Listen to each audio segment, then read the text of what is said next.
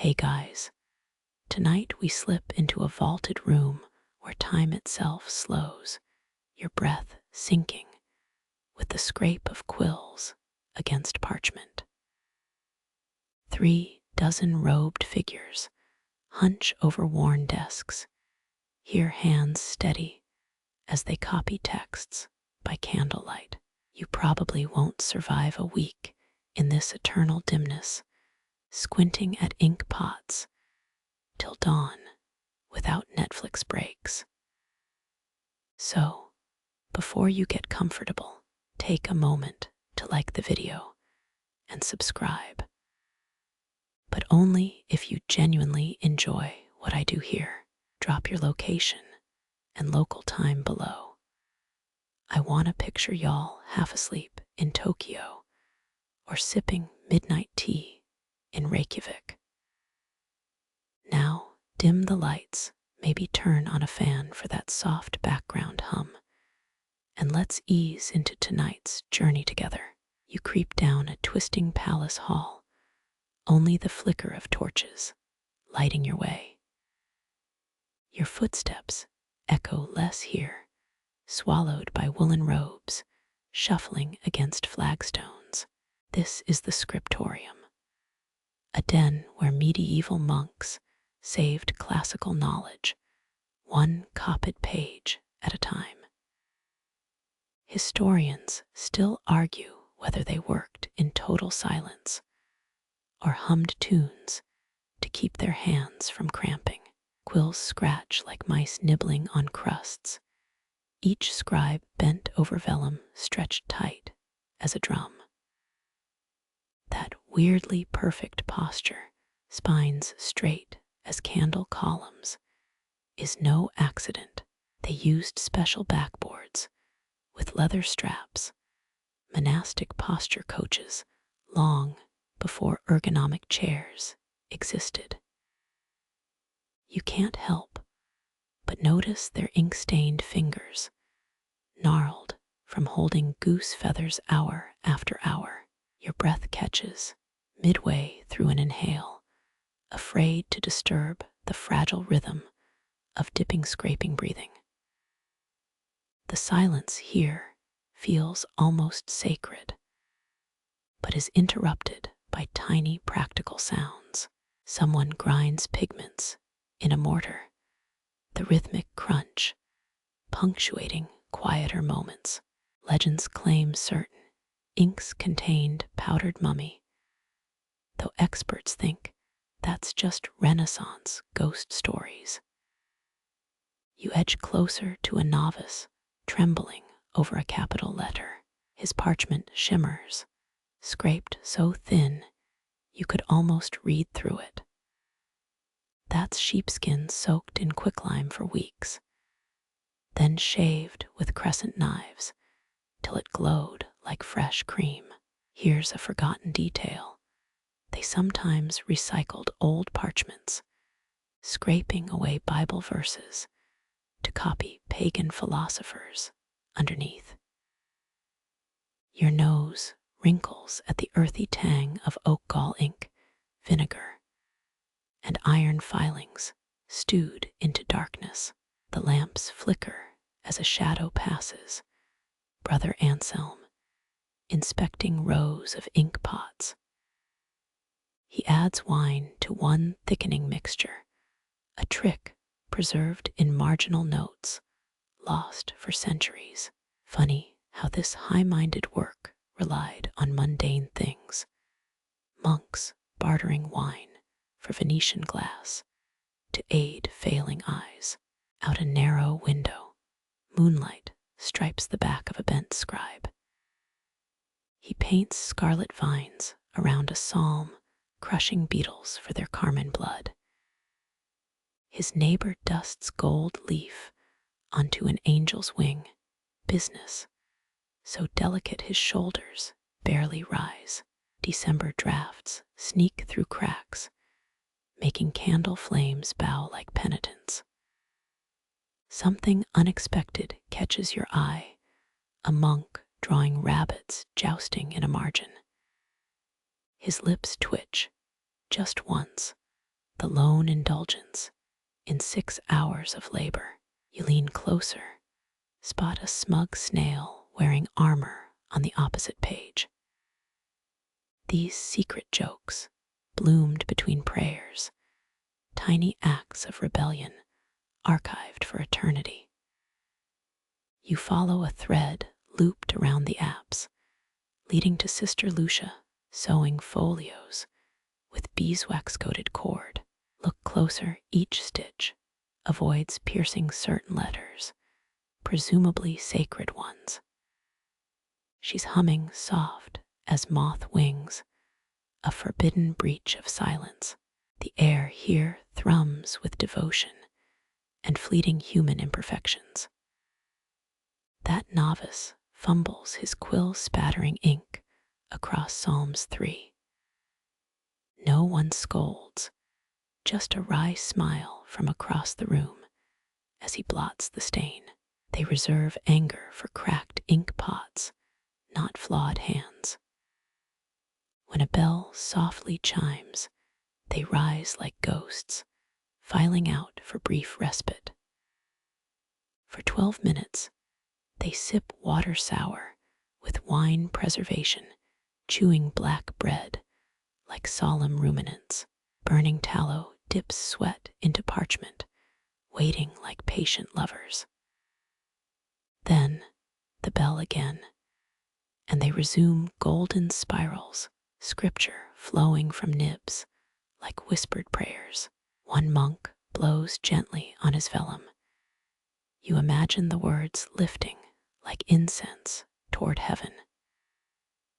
Winter deepens, the moonlight shifting stripes across much-mendied robes.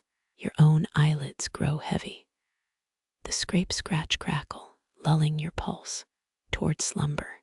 3 dead popes could march through, and these scribes wouldn't pause mid-sentence. The candlelight warms their cowls, each face half lost in shadow. Somewhere far below, a goat bleats for its stolen hair-to-be vellum. The hour nears matins, cold staining fingertips blue even beside coals. Still, the sputtering quills press onward, each letter a fortress against oblivion. When lamplight catches cobwebs strung from arch to arch, they shimmer like forgotten musical staves. A yawn prickles your throat, smothered in woolen quiet. No yawns allowed here. Brother Martin mixes valerian oil into lantern fuel to smother drowsy errors.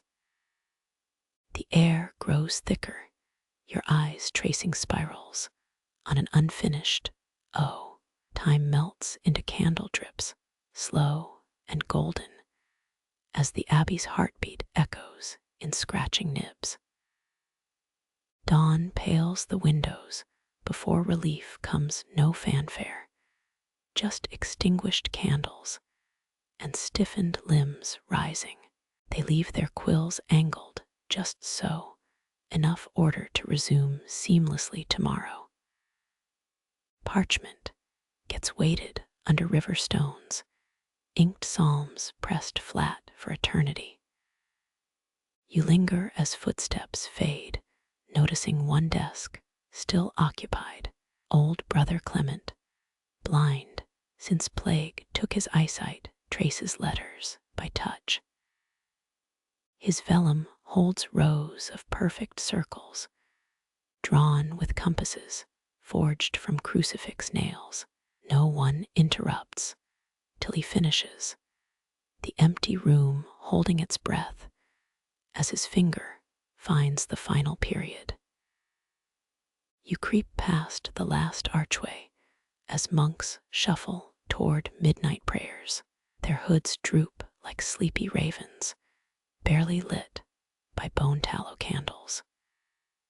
You smell warm wax, melted last Tuesday, and decades of kneecap grooves in the stones beneath you. Matins begins a low hum vibrating through your ribs. Male voices layer psalms like honeycombs, each note clinging to vaulted ceilings. You count 30 threadbare robes, but 50 shadows dance behind them. Historians confirm monasteries kept strict candle schedules, guarding their precious wax like liquid silver. A young brother's knees crack loud enough to make you wince, earning side eyes from the choir. His neighbor's stomach growls, an accidental bass note beneath de profundi's. Someone snorts, half laugh, half sleep-deprived gasp. You catch a scribe hiding in the cloister, still etching letters by heel-kicked candle stub. The chant dissolves into coughs, then perfect silence. No rustle, no breath, not even a mouse in the offering box. Only the scritch-scratch of nibs resumes like beetles trapped in vellum. Did you hear a yawn over by the Proverbs desk? Nobody confesses. Black sleeves brush past, carrying the scent of dried chamomile. Some monks stuff lavender in their cuffs to stay awake during the beware the temptation of slumber verses. One fringe theory claims they invented the first parchment comfort pillows, crunchy, but spine-approved. You spot Brother Matteo blowing on his frozen inkwell. His exhalation mists the words, "Judge me, O Lord," into temporary clouds. 5 pens stand ready, each sharpened before vespers. He'll copy Jeremiah's lamentations until his fingers cramp into claws. Near the cloister garden, a nun drips ink into her cuff. She swears using well water for cleaning nibs wastes good wine. Her secret stash ferments behind a loose brick, labeled for medicinal illumination, emergencies only. Watch how they avoid the squeaky floorboard near Ecclesiastes. It's tradition. No one patches it. Since Abbot Paul VI declared squeaks keep scribes alert. You notice fresh boot scrapes around the noise zone, a teenage monk testing boundaries. 2 hours crawl by, marked only by deepening finger stains.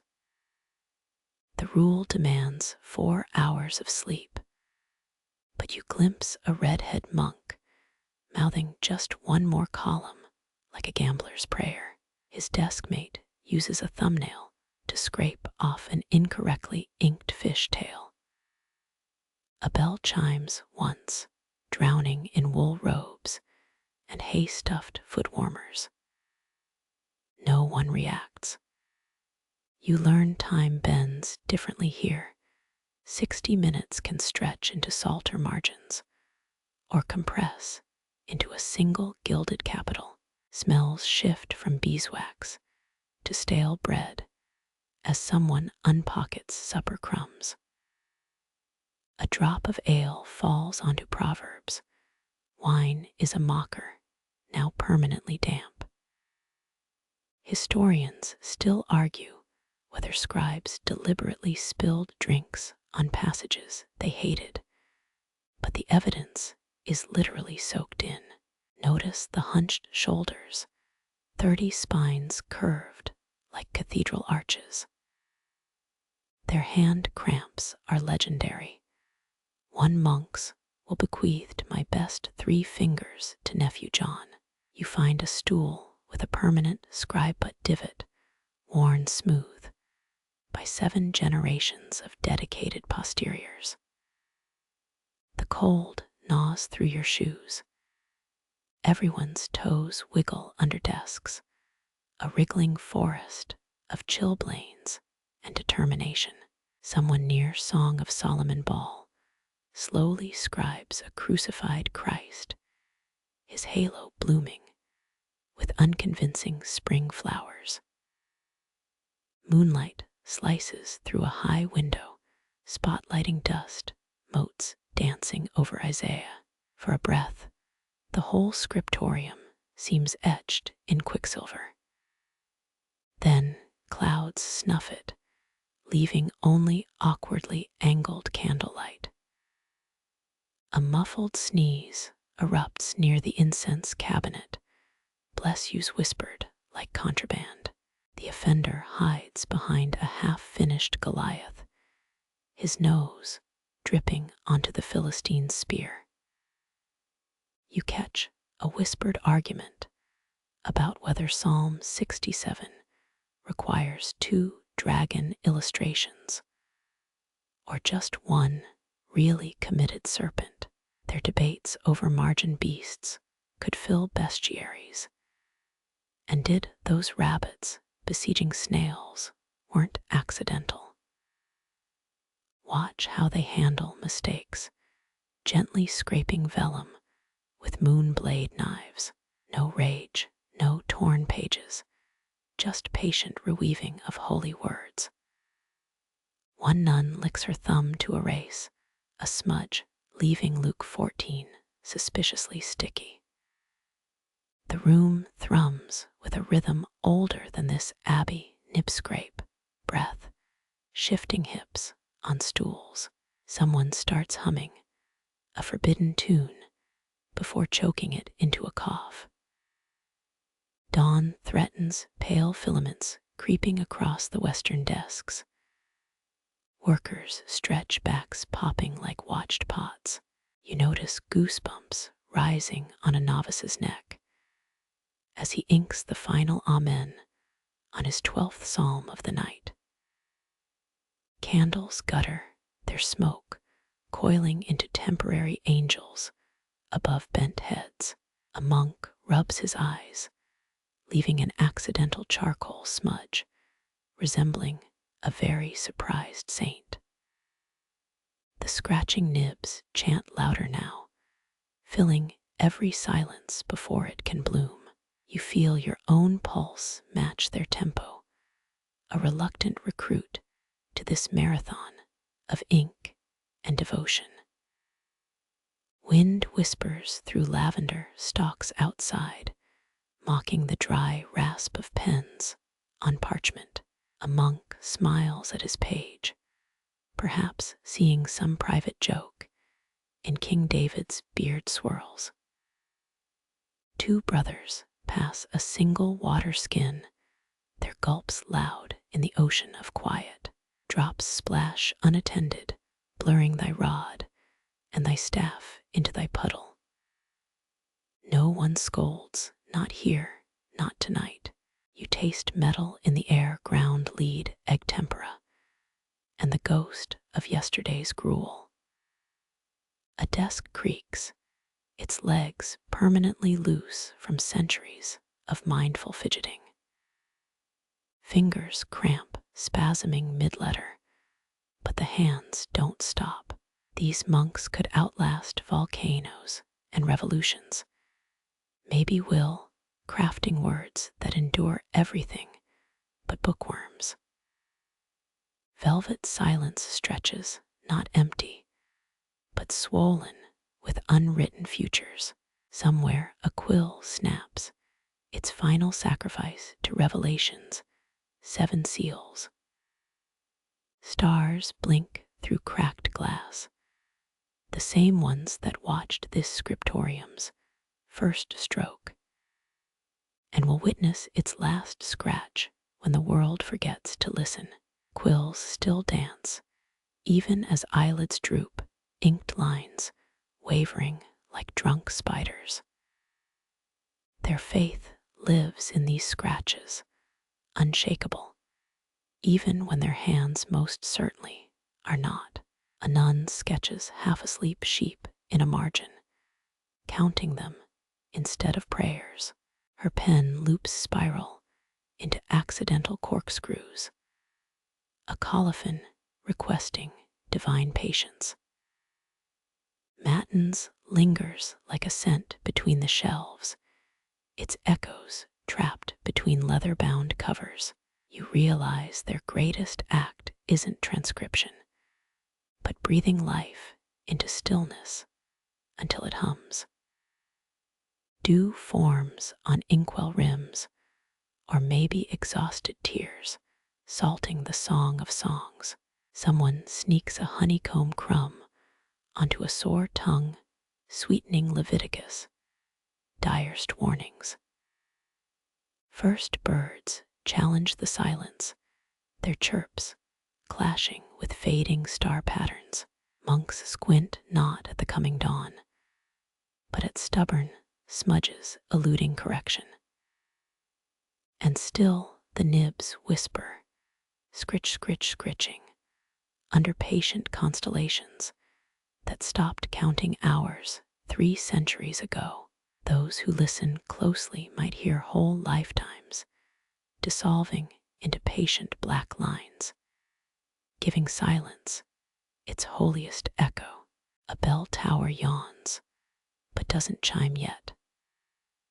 One last alleluia dries in the dark. You drift toward the reek of wet feathers, steam curling from a side chamber where Brother Anselm skins ravens. His blade flashes, plucking black plumes from still warm carcasses dumped by the falconer. Each quill gets sorted primary flight feathers in the copper pot, downy fluff tossed aside for pillow stuffing. Did you know medieval scribes ruined 93% of quills just to get that one perfect nib? Anselm whistles off-key, a Goliard drinking song band since Abbot Enrico's time. He dips fistfuls of feathers into boiling alum water, stirring with a stick carved like a saint's knucklebone. One fringe manuscript claims 12th century monks used crow quills exclusively, believing ravens carried Noah's secrets in their hollow shafts. Watch how he tests each spine, bending them against his thumb's callus. Only the springiest survive tonight's butchery. The steam carries hints of owl pellets and regret. You spy a raven's head peeking from the slop bucket, beak parted mid-squawk, eyeball fogged like spoiled milk. Anselm yelps, sucking his thumb after grabbing a still-hot quill. His curse becomes blessed art, thou midway, a handy habit in earshot of the prior. Next, the oak gall vats, swampy brown lumps bobbing like frog eggs. Every autumn, monks scour the forest for wasp-blistered growths, pocketing only the marble-sized ones. Tonight's batch simmers with iron scraps from the blacksmith's floor sweepings, 3 days shy of becoming true ink. The mixture bubbles, belching up sulfur stink that clings to your robe hem. Anselm's wrist flicks, testing viscosity, dribbling sludge across a pine slab. Satisfied, he strains the brew through cheesecloth pilfered from the dairy nuns. Some clots resist, clinging to the weave like demons, avoiding holy water. You learn inks need acidity, equivalent to 75 modern lemons, to bite into vellum without erasure. A novice sneaks in, depositing leather flasks of stale wine, payment from Bishop Gerald's cellar for penning his mother's eulogy. Historians still argue whether holy inks ever contained trace sacramental wine. But Anselm's wink suggests tonight's batch might kick like a mule. He blends pigments, verdigris scraped from chapel gutters, charcoal, pounded finer than Lenten ashes, dragon's blood resin bought from a spice merchant who winked too much. One legendary red once required 42 crushed cochineal beetles per ounce. Though tonight's substitute involves stolen beetroot from Sister Hortense's pantry, watch his stirring technique, clockwise then thrust, mimicking a swordsman's exercise from his brief soldiering days. The iron gall gurgles its smell, evolving from wet dog to burnt hair, the transformation point where parchment submits to permanence. A quill snaps, Anselm's favorite, during a particularly aggressive mix. He groans, fishing the broken tip from the inky morass. 3 hours of whittling ruined, to be reborn as a toothpick or earwax spoon. Tomorrow he'll chase falcons again, begging fresh victims for the cause. Dew seeps under the door, slicking flagstones with treachery. Anselm dances a precarious jig, carrying fresh ink to the cooling ledge. Behind him, ghosts of previous batches stain the walls, black handprints climbing like shadow ivy. A sneeze could topple everything, a crimson disaster staining chastity vows and floor tiles alike. You hear an unexpected gurgle, the ink pot farting bubbles as gases escape. Monk humor being what it is, Anselm chuckles about Beelzebub's belches before crossing himself.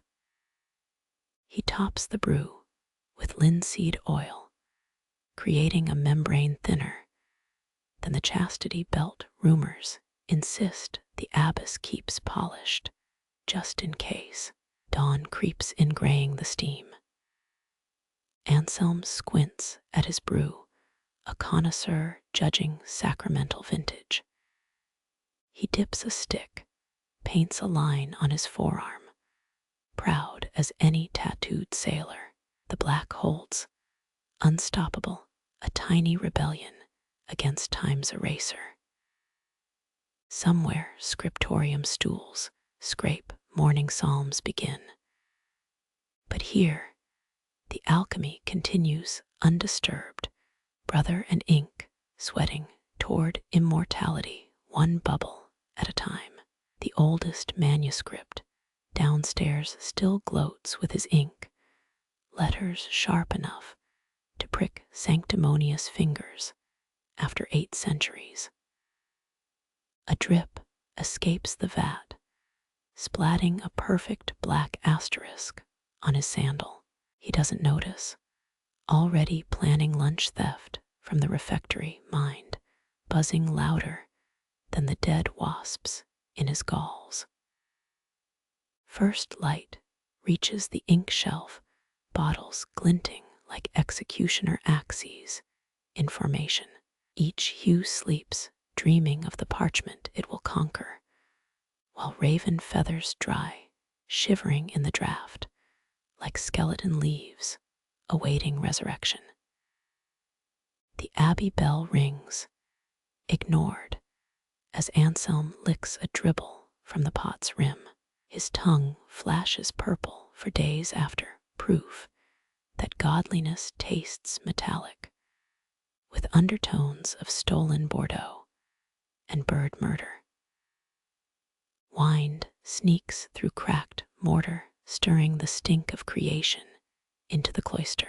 Far off, a scribe sneezes, his verse ruined, unknowing that in 3 hours, Anselm's latest batch will enable his redemption, stubborn as grace, black as psalmist's midnight.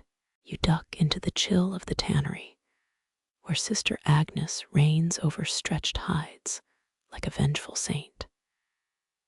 The air hangs thick with lye, and wet will your eyes water before adjusting to the gloom. Watch her hands, palms calloused into permanent gloves, rasping moon-shaped blades across a sheepskin stretched tighter than a drumhead. She doesn't glance up. You're just another shadow in her liturgy of resurrection. Remember how Anselm's ink needs smooth parchment to hold those sacred curses. Agnes makes sure the page stays virgin until words violate it. A novice dunks a fresh fleece into the first lime pit, flesh side up, where it'll stew for 9 days. The stench punches your throat, rotting protein and quicklime, conspiring to knock sinners sideways. Medieval tanners kneaded up to 28 days, scraping, soaking, pummeling, just to birth a single usable skin. You notice Agnes' timetables scribbled on the wall in charcoal, each stage marked with little lamb doodles, bleeding irony. The blade whispers, shaving off veins and fat globules, revealing creamy underlayers. Agnes hums a slaughterhouse hymn between scrapes, keeping rhythm with her whetstone kicks. Sometimes she pauses, rubbing alum powder into particularly stubborn follicles, forceful enough to erase original sins.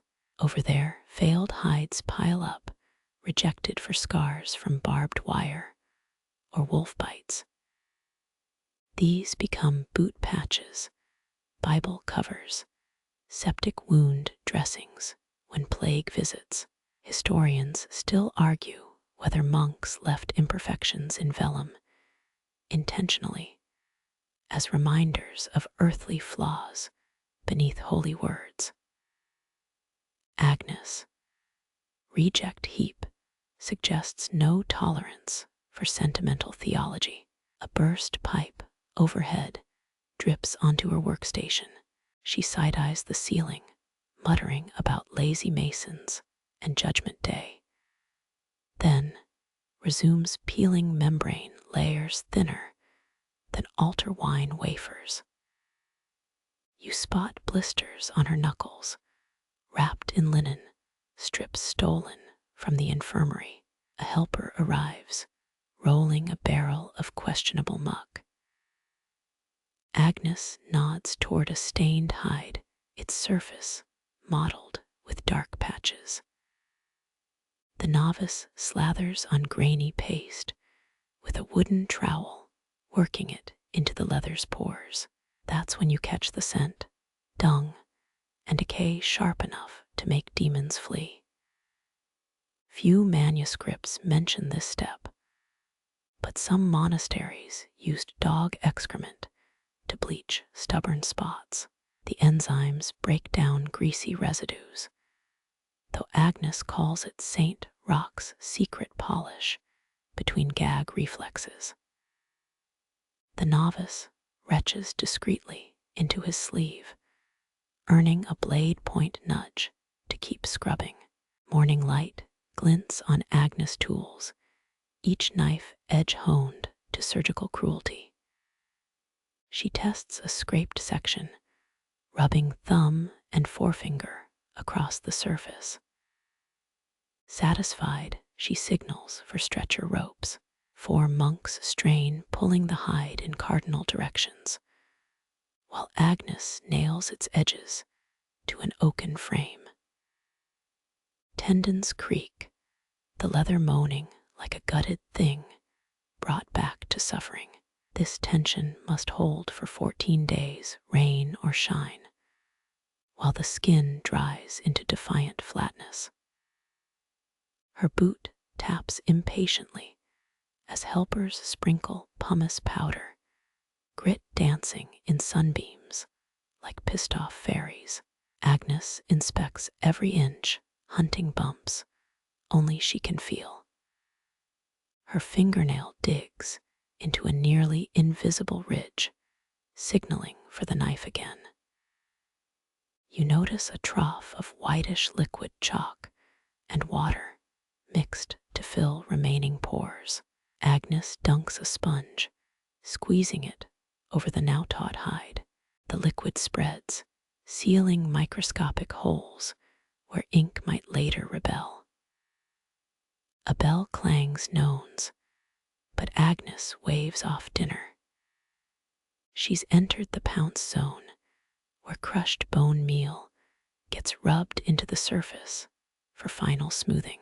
Her circular motions hypnotize around and around, polishing mortality into something meant to outlive empires.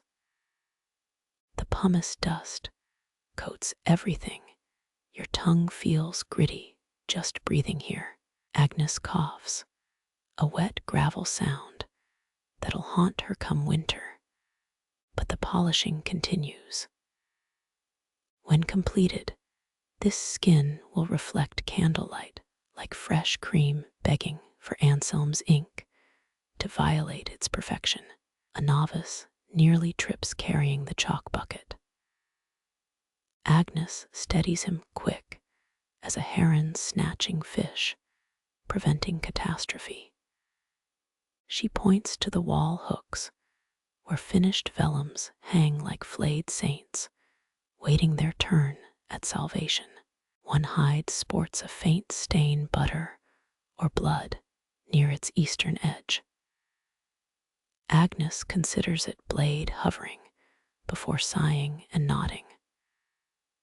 Thomas à Kempis' next devotional won't mind a little history baked into its bones. Wind sneaks under the door, testing the stretcher frames. Agnes tightens a rope knot, her feisty growl startling a mouse from the rafter shadows. You glimpse her fading bruises, last week's mishap, when a slipping hide nearly laid her scalp open. She pauses, plucking a stray wool tuft from the blade's teeth. For a heartbeat, you swear she's smiling at some secret parchment joke. Then the whetstone screeches, announcing the next sacrificial skin's arrival. Candles gutter as dusk crowds the tannery. Agnes works by memory now, scraping in darkness, each stroke precise as a guillotine's fall. Her blade finds every hidden bump, every betrayal of the flesh, until only surrender remains. The finished vellum gets packed in elderwood boards, ready for tomorrow's scribes and their thirsty quills. Downstairs, you know Anselm's ink now lounges in its jars, arrogant as princes dreaming of drowning Agnes' flawless surfaces in holy black. She wipes her brow, leaving a pumice streak like war paint. Out back, the failed hides whisper in midden heaps, while their perfected siblings ascend to gilded letters. Agnes spits on her whetstone, the hiss echoing off wet stones, then bends again over the next ungrateful corpse. Moonlight catches a drop of blood on her thumb, wiped absently across her scapular. Some pages, you realize, demand sacrifice before they'll hold scripture without smirking. Your footsteps die on woven rushes, entering a hall where 60 quills whisper. 5 huge hourglasses loom, each taller than a praying child, their pear-shaped bellies pregnant with sand. Nobody speaks, nobody sneezes. Nobody even breathes too loud. Monastic sign language fills the air instead. Brother Thaddeus flicks his fingers, asking for fresh ink, while Sister Marguerite points to her empty water cup. Remember those flawless vellum sheets Agnes tortured into existence. Now they lie pristine, under hands sworn to honor their smoothness. Quills scratch like mice paws dancing on sugar paper as gold leaf letters bloom. The first hourglass drains beside Prior Benedict's desk. His sands peculiar, grits between teeth if you're foolish enough to taste it. Traders claim it's crushed desert rose from Syria, but you suspect ground Normandy seashells. Not a single scribe glances at the time. They know sand's mood by its hiss. Every funnel flip echoes, thunk like a heartbeat slowed by opium. You smell melting wax, not candles, but scribes sealing inkwells between lines to stop drying.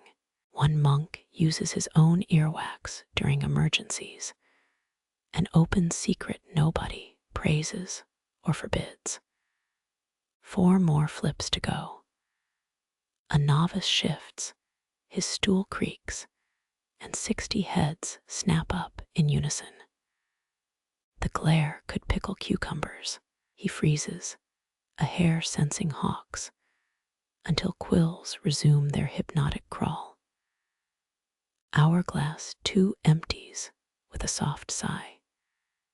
Kitchen helpers slip in, placing honey water and ash bread at each station.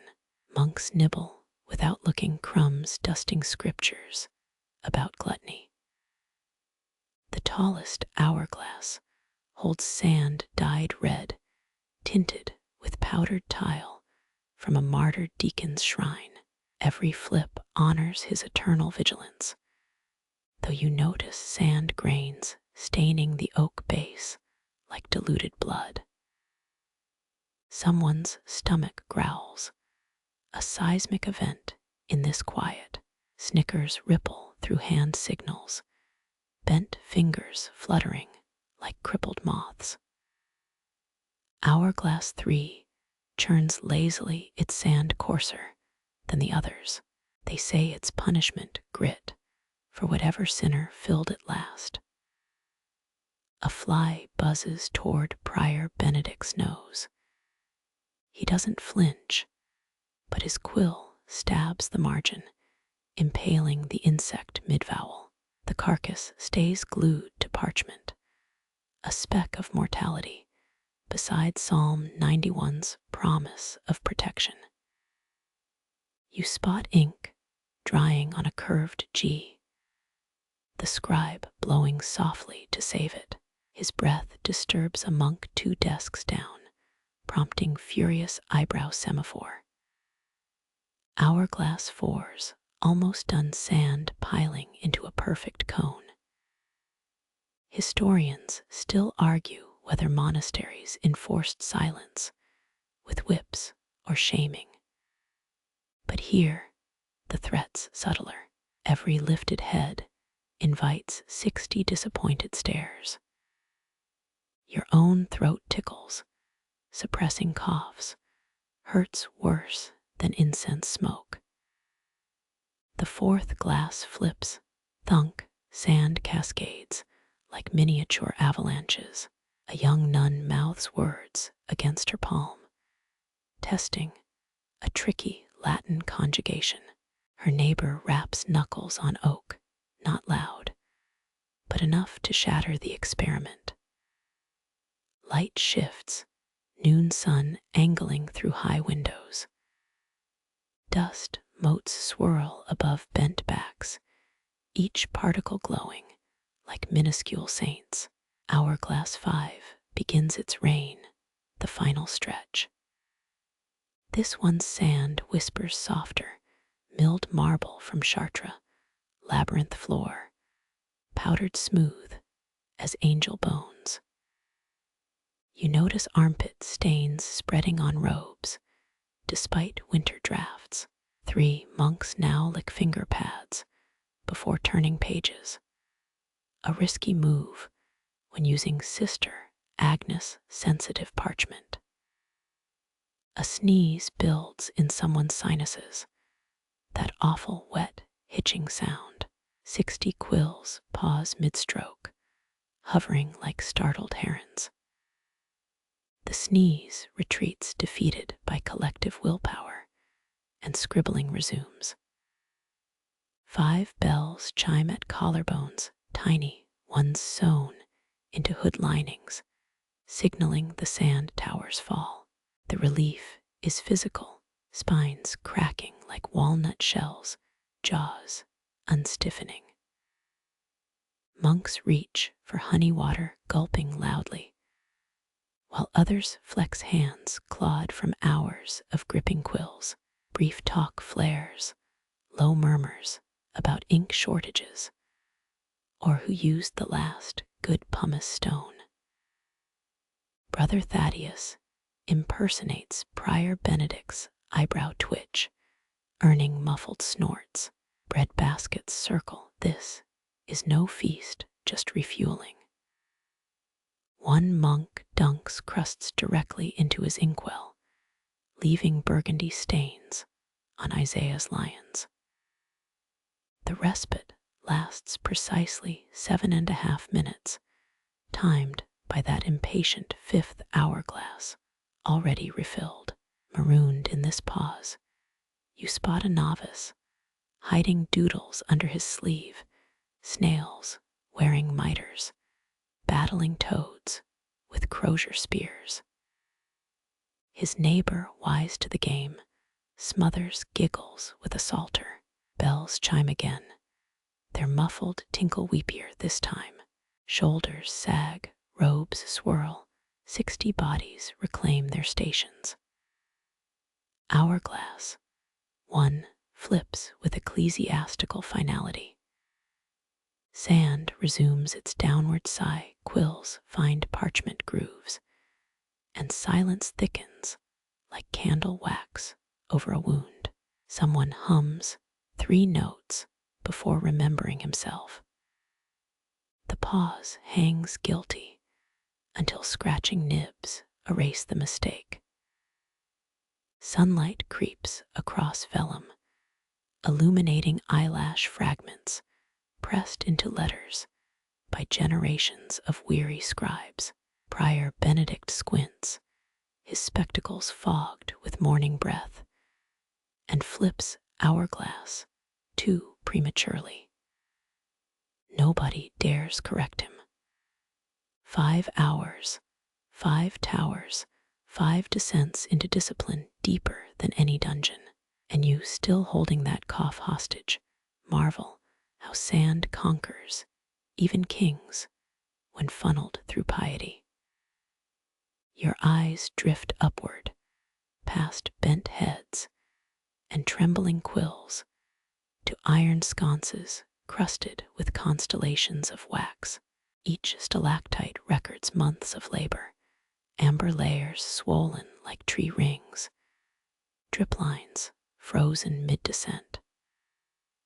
One column has grown thick as your wrist, started when Brother Simon first sketched Revelation's beasts, now crowned with Prior Benedict's impatient thumbprint. Another resembles melted honeycomb, preserving the winter sister Agnes, scraped 17 lambskins bare. You learn fast, here candle placement signals seniority. Junior scribes get smoking tallow dips, dripping greasy tears onto their sandals. Elders claim beeswax pillars, pure enough to eat if desperate. A novice swears each layer holds whispered prayers from the night it burned. He points to bulbous drips near Song of Songs. That's where Brother Luca prayed for his sister's stillborn babe. See how the wax blisters. Mainstream history confirms monks reused candle stubs for sealing documents. But that's not the strange part. Rumor claims Abbot Jerome once lit Paschal candles, using only ancient wax salvaged from finished psalters, as if burning prayers could relight themselves.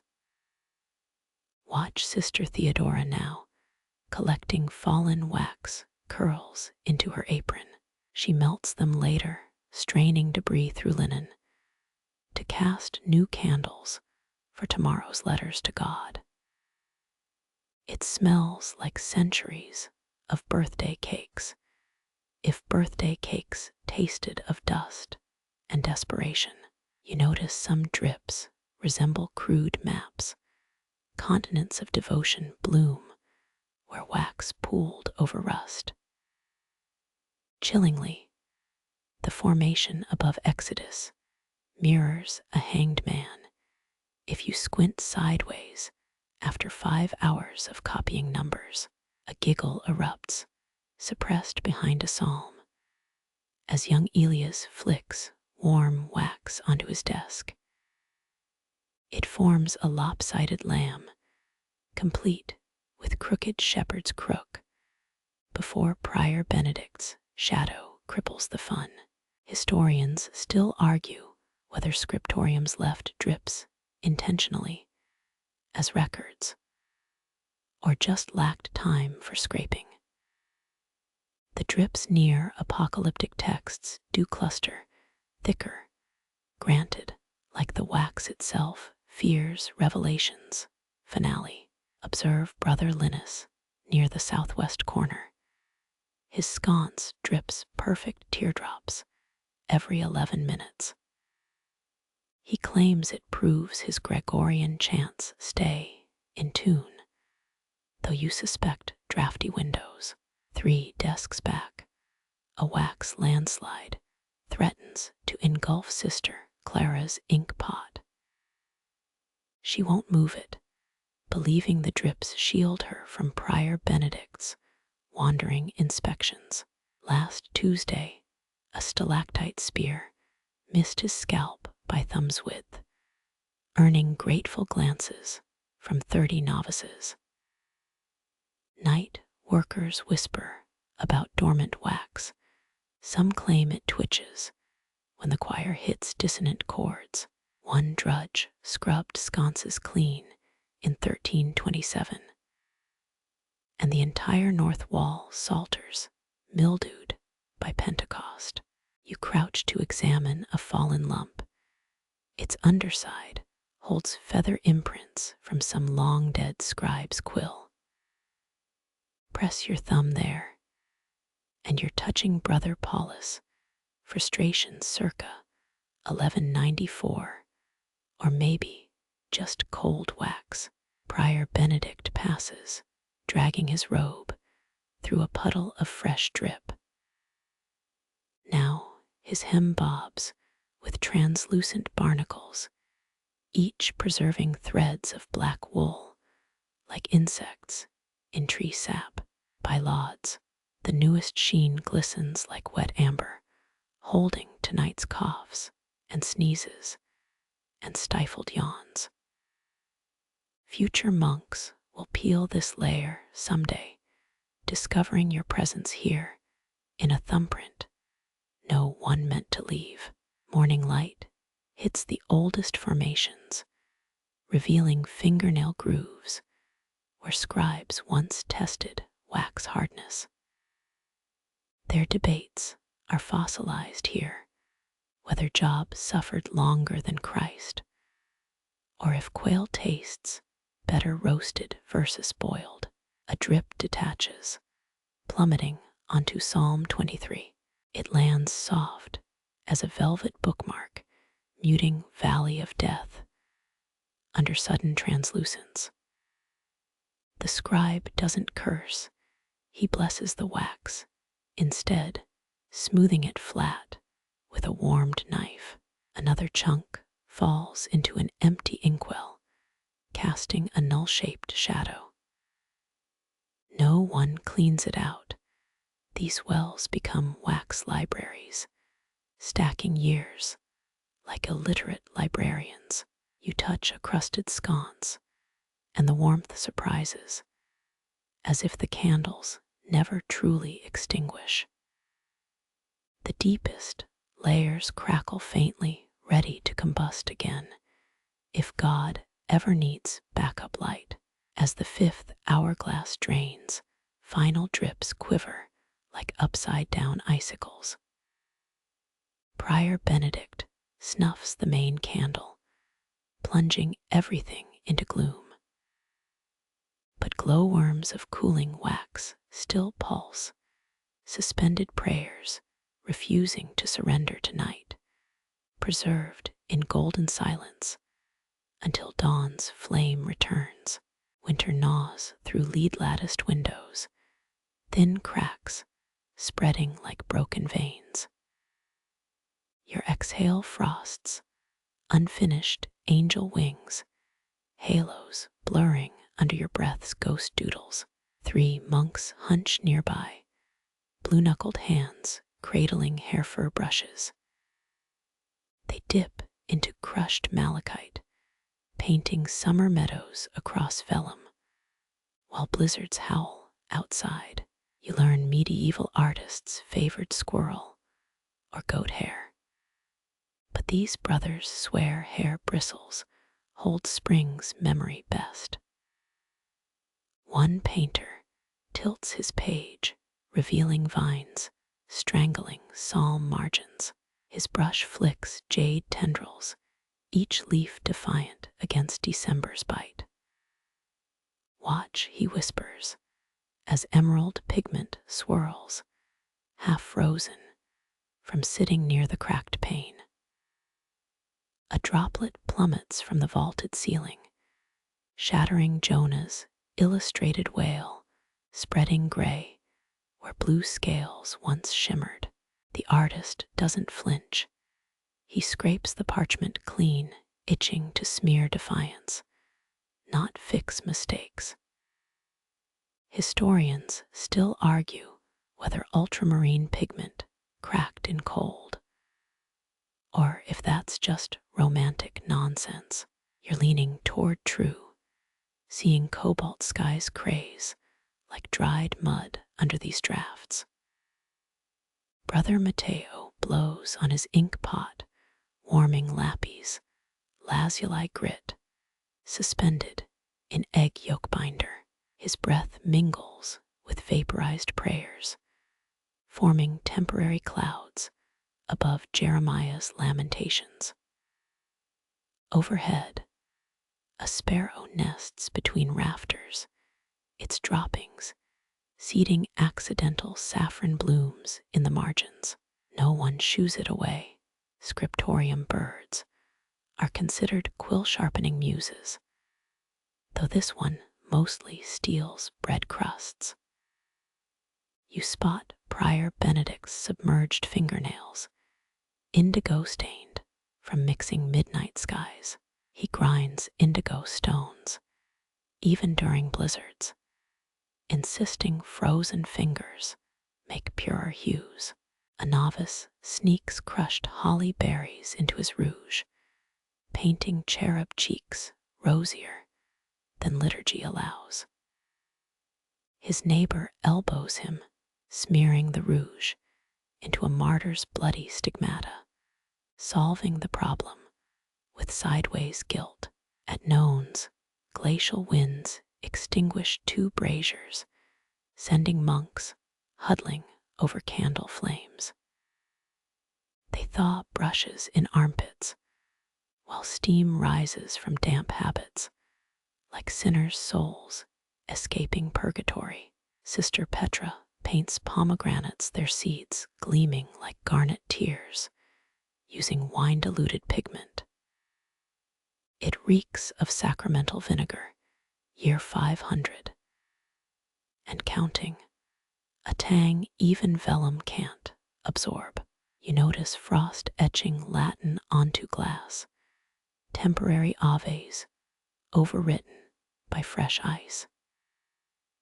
Petrus claims each frost word predicts next week's scripture, though yesterday's Leviticus became lice by sunrise. A snort escapes Brother Leo as he sketches a snail racing a hedgehog in Ecclesiastes' margin. The hedgehog wears a bishop's mitre. Don't ask. Some jokes span centuries without growing wiser. Prior Benedict stamps feet, both warming himself and rebuking laughters echo off stones. His frozen beard crackles sharp as a thuribal's chain when he scowls at the snail tournament.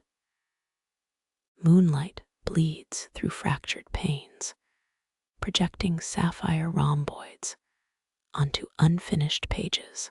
These celestial guidelines help scribes gild straight lines, according to Sister Joanna, though mostly they cast wandering spots over sacred texts. Near sexts end your toes, lose feeling despite woolen hose. 3 monks share a single fur glove, passing it like a smuggled relic, each warming their brush hand for 90 seconds. Watch young Alphonse breathe onto a gilded pea, melting frost from the gold leaf. His warmth warps the letter's spine, rendering it drunken, but somehow holier for the wobble. A pilgrim once donated badger pelts for brush handles, according to ledger records. The current artists prefer rabbit foot grips, claiming badger bristles make saints look puzzled by eternity.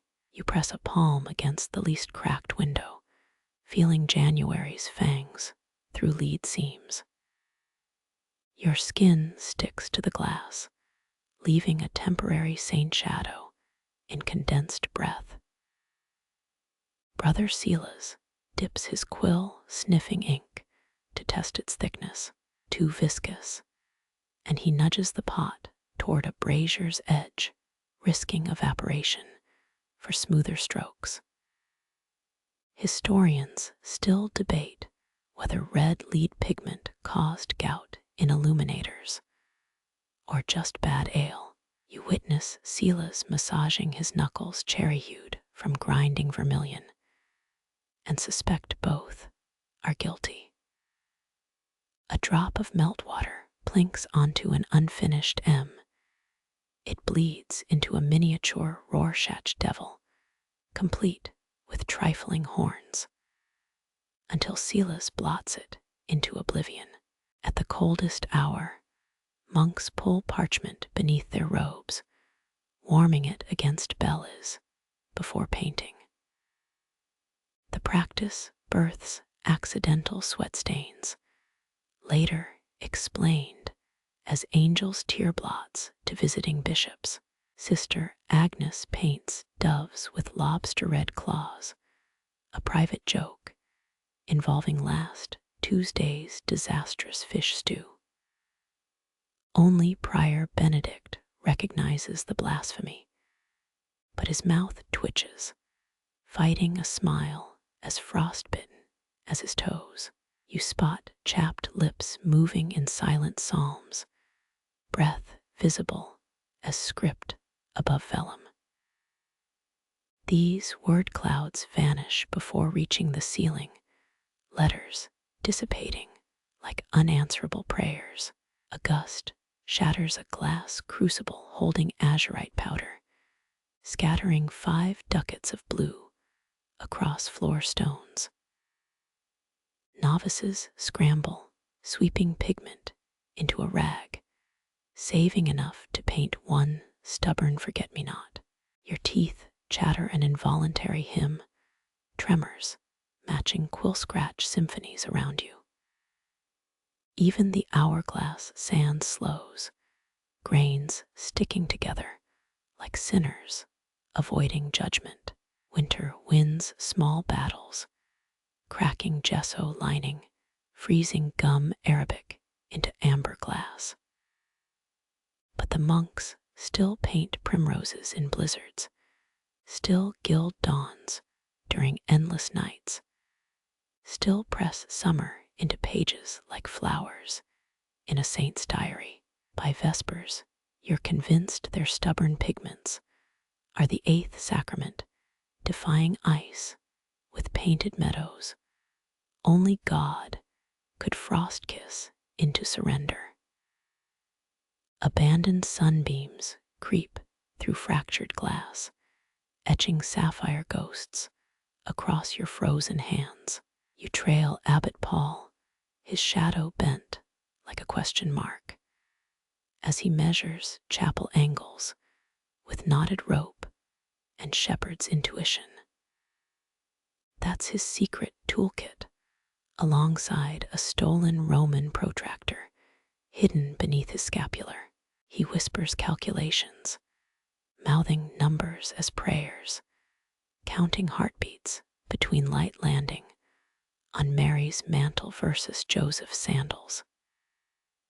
Historians agree medieval architects used math for stained glass planning, though Paul's methods involve more goat milk and whispers to Saint Barbara. You watch him wedge a chipped crystal prism into a window groove, scattering indigo freckles over the stone floor. Noon approaches. He murmurs, adjusting the prism. A finger width left. Now Joseph ripens. Sure enough, sunlight drags ochre hues across the glass, warming Joseph's painted cloak into October wheat fields. Timeline puzzles plague you, since Joseph now dons summer attire, while Mary shivers in Advent blues. Bishop Adelard once accused Paul of heresy for tinting scripture with pagan sun tricks. The abbot retaliated by crafting a window where the bishop's coat of arms cast donkey-shaped shadows at tiers. Nobody mentions this feud, though visiting deacons still flinch when donkeys bray near the chapel. You notice frost clinging to colored glass, muting rubies into dried blood brown. Paul clicks his tongue, polishing a pane with his sleeve, until martyr's crimson wounds blaze fresh again. Cold preserves the light, he claims, as chilled glass slows color decay, like honey protects saints' tongues.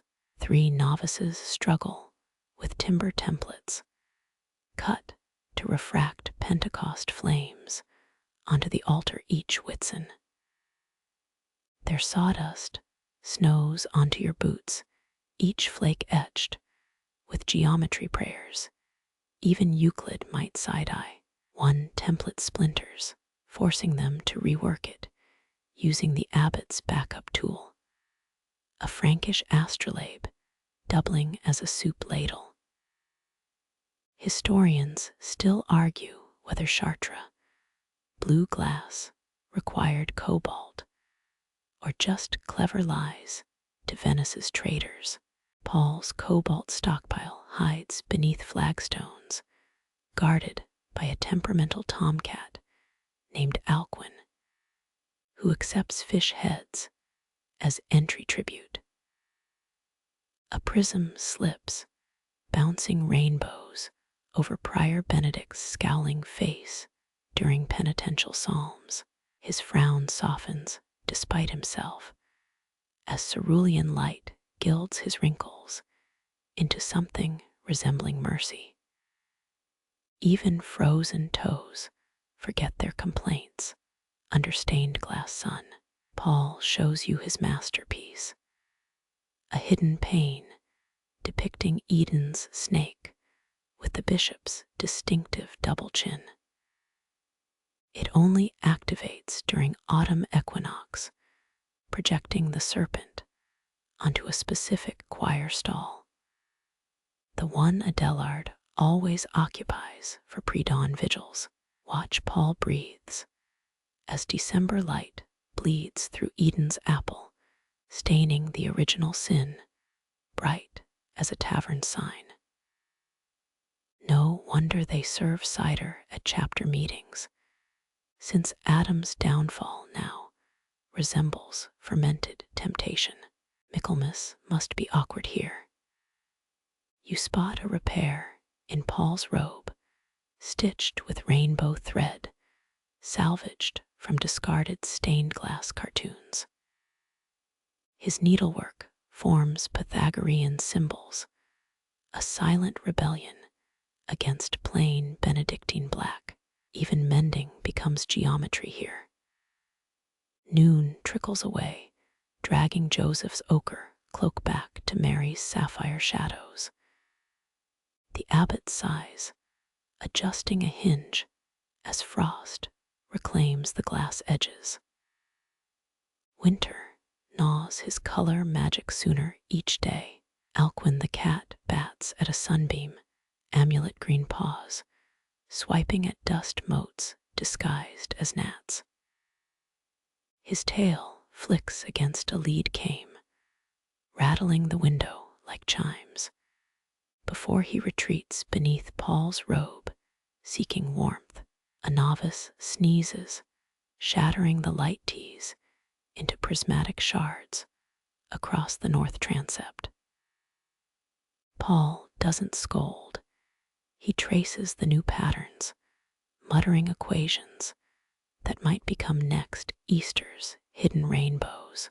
That's their 8th sacrament here, capturing light in colored prisons, bending God's glare into something a shivering mortal can love without going blind.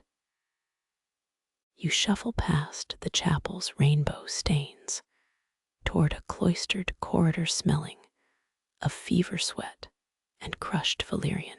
Brother Florian, the infirmarian, presses a vinegar-soaked rag to his nose, pointing you toward young Henry's cot. The boy's febrile mumblings rise like scribes Latin each word, slurring into psalms he copied just last week. Plague moons glare through horn windows, casting jaundiced light over his twitching hands. They clutch a hair fur brush dipped in insomnia's darkest ink. Sweat pools in the quill callus on his middle finger, a novice's badge now slick with sickness. Historians confirm monastic infirmaries brewed poppy and hemp tinctures, though Henry gulps only barley water, lest narcotics dull divine visions. His fever burns at 40 degrees enough to boil wine, but leave vellum mercifully unscorched. You notice his sketchbook first, pigskin covers warped from flushed palms. Inside, badgers don black habits, prancing across Psalm 23's margin. Their paws hold croziers stolen from Abbess Hilda's effigy, tipped with acorns instead of crucifixes. The hedgehog's brother, the hedgehogs conspire with the Compline bell Henry rasps, swatting at phantom quills. His eyes fix on Abbot Paul, who now resembles, in this delirium, a particularly stern marmot holding a protractor. Night after night, the fever reshapes the Scriptorium. Foxes in chasubles administer last rites to dying mice. Owls debate transubstantiation over gnawed psalter corners. Pilgrim snails lug miniature reliquaries on their backs. Sister Agnes claims Henry paints truth, not fantasy. During these sweating fits, she's mapped his bestiary against the abbey's secret crypt graffiti, finding matching weasel deacons in both. Historians still argue whether medieval monks encoded dissent, or just really loved drawing animals in hats. You flinch when Henry grabs your wrist, his grip fever-hot and shaking. Quick, the Margent rabbits need reinforcements. He guides your hand across vellum, scrawling Warren knights with carrot lances charging toward snail-armored invaders. His delirium lends surprising anatomical accuracy, each lagomorph muscle taut with holy vengeance. Morning light reveals his nightly labors. A hair bishop anoints a toad's wart-crowned head, surrounded by beetle acolytes holding dandelion censers. This unfolds inches from Leviticus's ban on unclean animals. A irony the healthy Henry would have blanched to ink. The abbey's actual beasts lean into his sickness. Field mice deposit stolen nibs. By his cot, ravens croak, Gregorian echoes. Outside his window, even Alcuin, the tomcat, ceases his rodent hunts near Henry's trembling palate. Brother Florian spies an opportunity. He slides gilt pigments beside the boy's water cup, hoping fever-loose fingers might illuminate cheap vellum with unearthly skill. Sure enough, Henry gilds a snail's shell with imported saffron, each swirl catching stray light like cathedral glass. By week's end, 37 fantastical folios stack by his bed. Weasel cardinals debate avian theologians. Moles dig elaborate libraries beneath illustrated Jerusalem.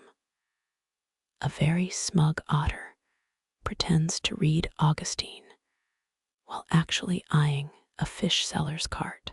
The fever breaks during lauds, leaving Henry baffled by his own creations.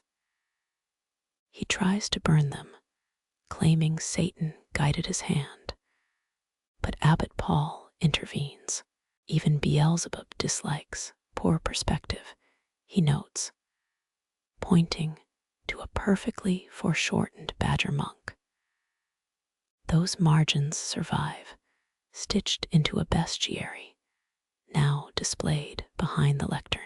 Pilgrims giggle at jousting bunnies. Unaware they flank Sophia's divine wisdom in gold leaf. Henry avoids gazing south during prayers, lest he glimpse his looping apes juggling rosaries above Ecclesiastes.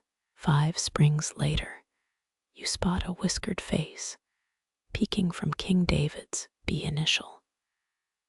Henry, now a master limner, winces while adding seraphim wings to his youthful fever hair.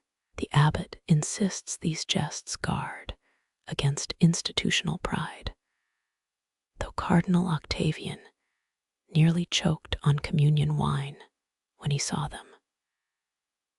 You trace a rabbit's lance, still glimmering with Henry's sickness guilt, its point eternally aimed at a snail's cowardly retreat.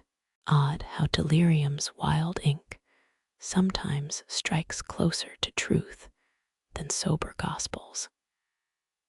Even healthy monks now doodle griffins in the washroom margin. You wander into the bindery, its air thick with the drowsy sweetness of melting beeswax. Sister Lucia hums low, like drowsy summer, hives her fingers coaxing golden thread through a steel needle's unblinking eye. Before her, 74 psalm pages fan out patient as folded doves waiting for flight. Her tools seem stolen from a dream. Bone folder glinting like winter moonlight, all honed sharper than matin's bells.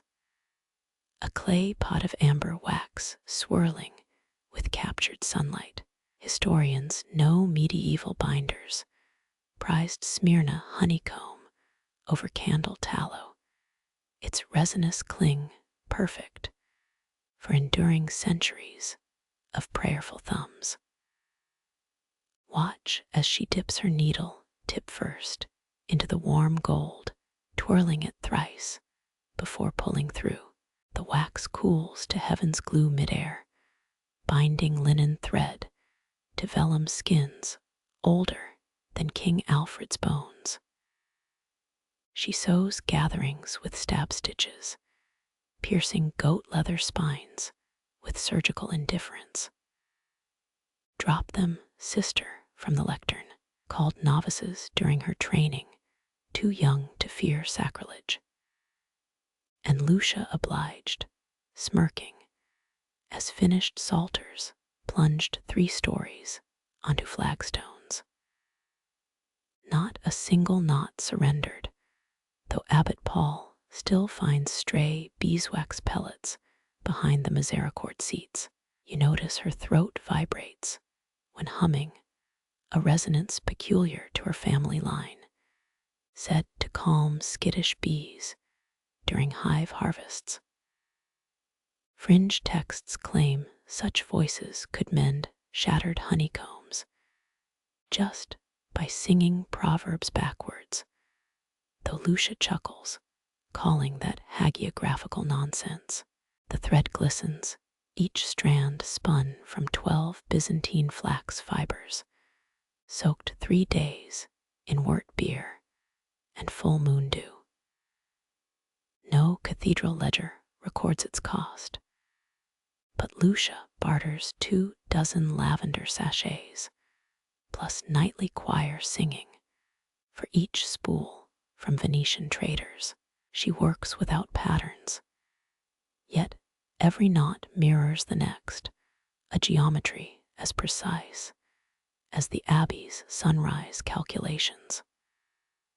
Her thumb measures each gap 3 finger widths between stitches, exactly. Historians still argue whether these spaces encoded secret messages or just prevented page slump in damp cloisters. Observe how she rolls finished spines across heated stones, melting wax deeper into the fibers. The scent intoxicates, golden and green, like honey drizzled over cedar bark. Mice allegedly avoid gnawing these bindings, repelled by ancestral memories of stuck whiskers. Though Alcuin once found a vole asleep inside Aquina's, Summa drunk on wax fumes. Lucia pauses, threading fresh needle, pointing to today's project. The Abbey's famous chain library psalter. Its covers bulge with Henry's rabbit tourney illuminations. Stitching them requires navigating miniature knights without puncturing their carrot lances. Her needle ducks beneath a hare's shield, emerging clean through the H of Hallelujah. You flinch at each piercing thrust, expecting ink blood to bloom. But vellum accepts the needle's bite without complaint. 3 centuries from now, conservators will marvel at these stitch holes, unblemished by fraying, debating if 12th century thread surpassed modern polymers. Listen the binding whispers as she works crunch pop of linen tightening, wax crackling like distant hearths. Her rhythm syncs with your eyelids, slide pull tug, a lullaby without melody. Who knew sacred sorcery could sound this much like fresh bread tearing? She tests the final knot, yanking hard enough to snap lesser fibers, but her linen holds firm. The psalter slaps shut, its spine slightly curved, like a cat arching after sun-warmed sleep. Lucia murmurs a binding charm older than Latin, so old even the abbess mistakes it for a sneeze. Later, you'll glimpse this volume chained to the library desk, weeks after Lucia's bones take root in the cloister garth. An earthquake will topple the south transept, shattering relics and windows, but those waxed threads, still taut, still gripping choir after choir, as if death himself forgot the combination. For now, you inhale the vanishing honey scent, tracking a stray thread snippet stuck to your sleeve. It glows faintly, this golden nuisance, eternity caught between woolen warp and weft. Lent arrives like a wool blanket thrown over the scriptorium, smothering even the scrape of chairs against flagstones. You blink, adjusting to this new muffled world where robed figures move as silent as chess pieces gliding across vellum. Medieval monasteries really did enforce 40-day silences during Lent, communication reduced to hand signals and pointed eyebrows. A dropped quill now echoes like a blacksmith's hammer striking anvil, making novices jump as if arrows whistled past their ears. Snowmelt weeps down window ledges, the only permissible liquid sound, dripping into tin pots placed by thrifty parchment makers. Time stretches like hot wax, each hour marked not by bells, but by the deepening shadows beneath scribes' eyes. You count 39 bent heads, all avoiding eye contact, all avoiding the mortal sin of accidental speech. Some claim Saint Dunstan himself once sewed a chatty monk's lips shut with red thread, though Abbot Paul insists this is apocryphal, even while tapping his own closed mouth meaningfully.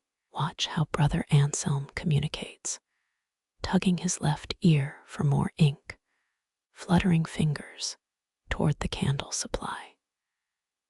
His gestures grow frantic as his illuminations do gold leaf, applied too thickly, threatening to bury entire verses under gilded mud. Historians still argue whether the red threads tied around certain quills were practical grips or charms against coughs erupting during sacred flourishes. Tonight, the evidence leans toward superstition as young Henry inches away from wheezing Brother Clement, as if sin itself were contagious.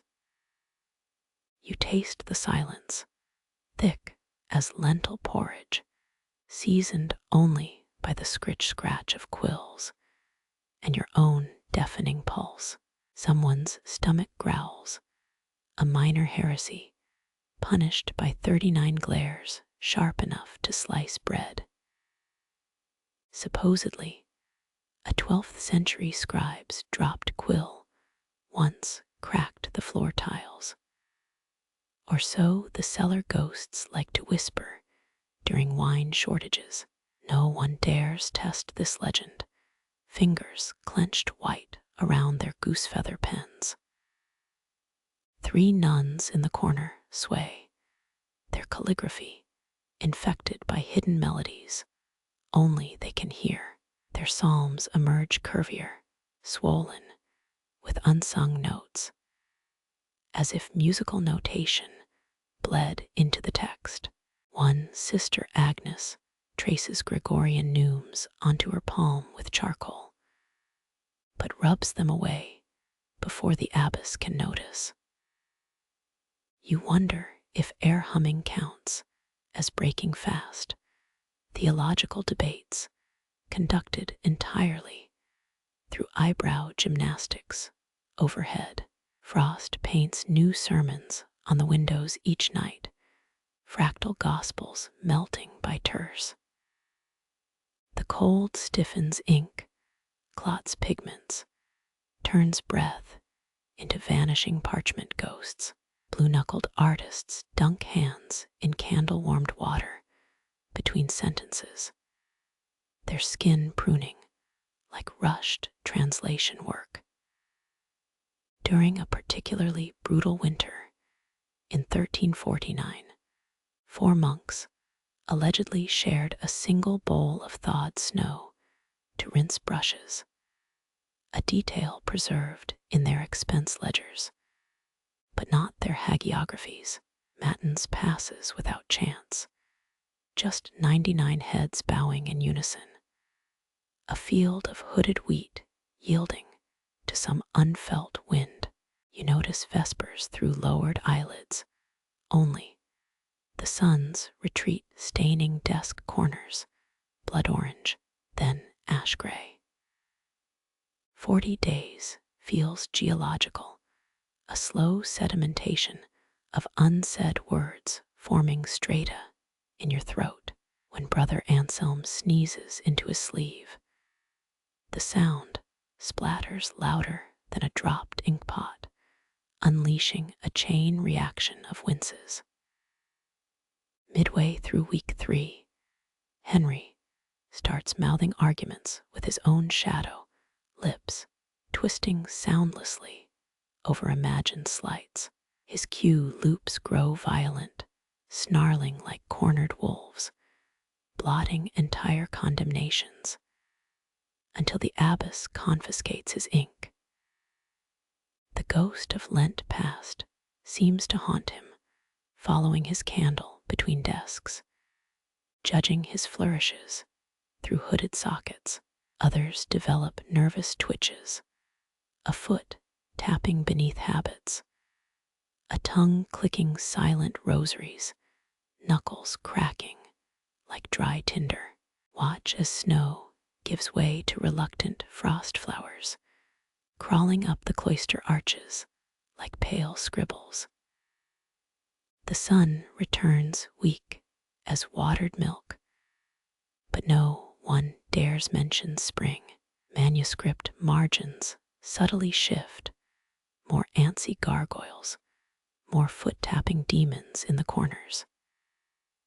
You spot a doodled snail racing a griffin, Hurricane Henry's passive-aggressive protest against holy discipline. Even the usual gold leaf looks restless, lifted edges whispering possibilities of chaos. On dawn of the final day, you catch scribes side-eyeing each other, waiting for the 5th hourglass bell, like prisoners awaiting pardons. Their first spoken words will taste bitter after so many weeks, tongues thickened by disuse, throats cobwebbed with restraint. Historians still debate whether this ritual improved calligraphy or just drove half the monastery quietly mad. Judging by Brother Clement's accidental amen, doodled 17 times in a catechism, you suspect columns B and C. When the bell finally cracks the silence, it takes 3 breaths before anyone moves, then a tidal wave of coughing, chair scraping, spilled ink, and sheepish laughter. Voices creak like unused cellar doors, novices testing volume like startled owls. Abbot Paul's first words pass the salt sound, both profoundly banal and earth-shakingly sacred. The abbot coughs, amused by his own mundane choice, his throat vibrating like Sister Lucia's binding hum from weeks before. That honeyed resonance returns now, spreading through the Scriptorium, as 40 mouths relearn the miracle of shape-making, word-forming, air-giving noise. Amen, when it comes, buzzes with the satisfied hum of honeybees returning to warmed hives. You smell it before you see it, burnt honey, crisp parchment, the tang of regret soaking into oak beams. A novice jerks back, overturning his stool, as candle wax pools scarlet across 1 Corinthians. Flames shrink, then surge, licking at faith, hope, love, until only love endures, remains legible stitched between charcoal tendrils. Monastic scriptoria lost countless texts to such mishaps, relying as they did on open flames for illumination through Europe's endless winters. The guilty brother freezes his face, whiter than lime-washed cloister walls, hands trembling like birch leaves in a gale. No one shouts, no gasps escape, only 39 hoods tilt upward in unison. A jury of muted disapproval. You notice Abbot Paul rise slower than incense smoke, his eyes fixed not on the smoldering crime, but the novices' knotted fingers. They say 12th century scribes kept ember-filled snail shells under desks to relight candles without flint sparks, though no such remedy comforts this boy. Historians still dispute whether burnt manuscripts warranted penance, or were simply seen as God's will written in ash. The abbot's silence suggests verdict withheld as he peels the ruined vellum from its oak stretcher, 2 words clinging like stubborn ivy. By terse, fresh sheepskin stretches near the cloister's coldest archway, where drafts punish wandering thoughts. The penitent scribe kneels there, chiseling stray follicles from the membrane, his breath fogging the knife blade with every exhale. Someone left him boiled eggs on a lichen-stained tile, yolks bright as forbidden gold leaf, but he hasn't touched them. Behind him, Sister Agnes reheats oak gall ink, stirring counterclockwise, her slow ritual a disguised mercy. You spy other monks nudging their desks incrementally closer, forming a wordless fortress against his isolation, though none dare meet his gaze. Morning light slants through leaded windows, spotlighting motes of floating hide dust, a galaxy orbiting the novice's bowed head.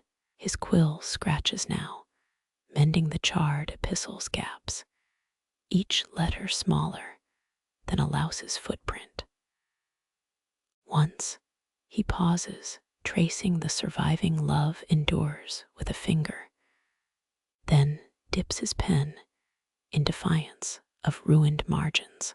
By sext, the others join him, silently recopying their own Pauline epistles, a solidarity that rustles like dried lavender in pockets.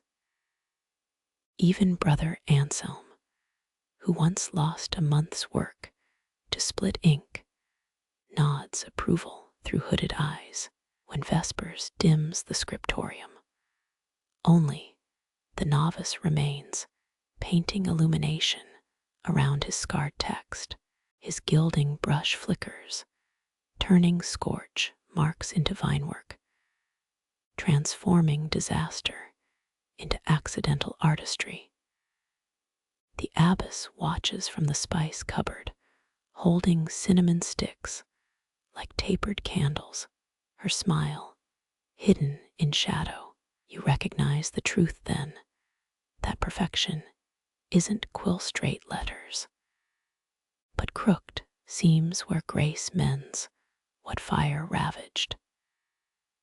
Moonrise finds the boy sleeping, cheek pressed against his restored vellum, those 2 surviving words imprinted pink on his skin.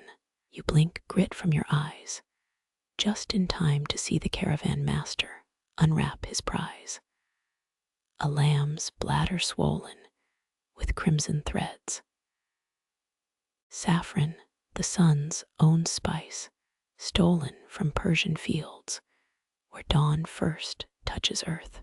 This one bundle, smuggled past bandits and bribed border guards, cost 10 hand-copied letters to Saint Anthony. Enough gold leaf to gild a saint's toenail, you think. But here it sits, radiant as arterial blood on snow. 3 traders cluster at the cloister gate, their boots crusted with Danube mud, faces mapped by desert winds. The tallest bears teeth yellowed by beetle nuts, grinning as he pinches a thread between thumb and knife blade.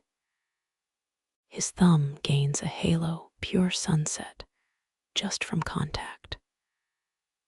Monks traded saffron across Christendom, usually for silks or medicines, but never admit how much they hoarded for God's own artwork. Watch how the abbess slips the bladder into her sleeve, faster than a falcon snatching a dove. Her fingers leave butter yellow stains on wool, proof this spice stains more than parchment. Inside the pigment room, Brother Timothy mashes threads with egg whites, each stroke releasing dizzying fumes like burning roses and fresh dug earth. Medieval illuminators loved this mix. Saffron's gold sunk into vellum deeper than any metal leaf. Historians still argue whether painters chose spices for scent, believing holy words should smell divine, or just adored their richness. Timothy sneezes, showering his mortar with yolk speckles, his nose glowing pollen orange. Someone mutters bless you, or maybe preserve you, hard to tell through the spice fug. Across the desk, Sister Agnes grinds lapis lazuli, its blue dust frothing like crushed midnight. Saffron gold will frame it, halos for archangels, sunbursts around risen Christs. You notice a tiny ledger scratched onto the wall, half hidden behind a shelf. Faded tally marks record 23 years of bartering crosses for cinnamon psalms, for Tyrian purple, collecting rainbows stolen from foreign skies. One entry reads 3 Magnificats equals 2 Dead Sea pearls, though the pearls vanished before matins that Tuesday. The caravan's youngest trader lingers, eyeing the Scriptorium's oak door, his thumb rubbing a chipped amulet at his throat. He whispers how Alexandrian merchants pack saffron in ghee-soaked linen, but lamb gut keeps mildew out during mountain crossings. Fringe texts mention Cathar heretics smuggling persecuted priests inside spice bales, but Agnes slams her pestle down before he finishes the tale. She slides him a honey cake, palmed like a state secret, and nods toward the gate. Her message scrapes the air, clean as a razor on strop. Gossip fades, gold lasts. Noon's sun ignites the pigment jars, transforming the workbench into a dragon's treasure hoard. Here, saffron simmers with alum crystals, birth fluid for golden ink that outshines Jerusalem's domes.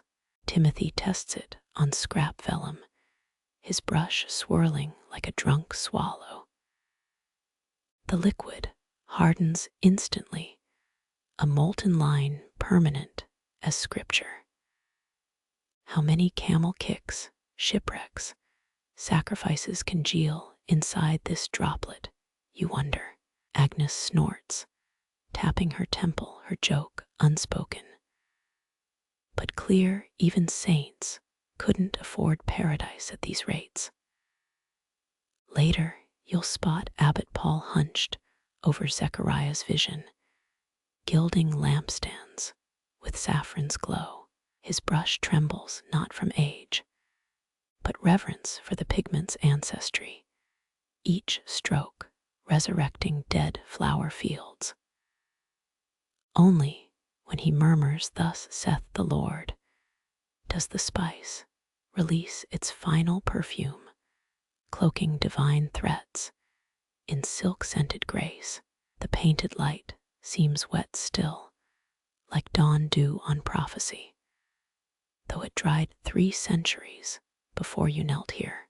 Candle flame licks the halos alive after dark, making angels hover above vellum like fireflies caught in gospel nets. You lean closer, inhaling honeyed antiquity, until Timothy coughs warningly.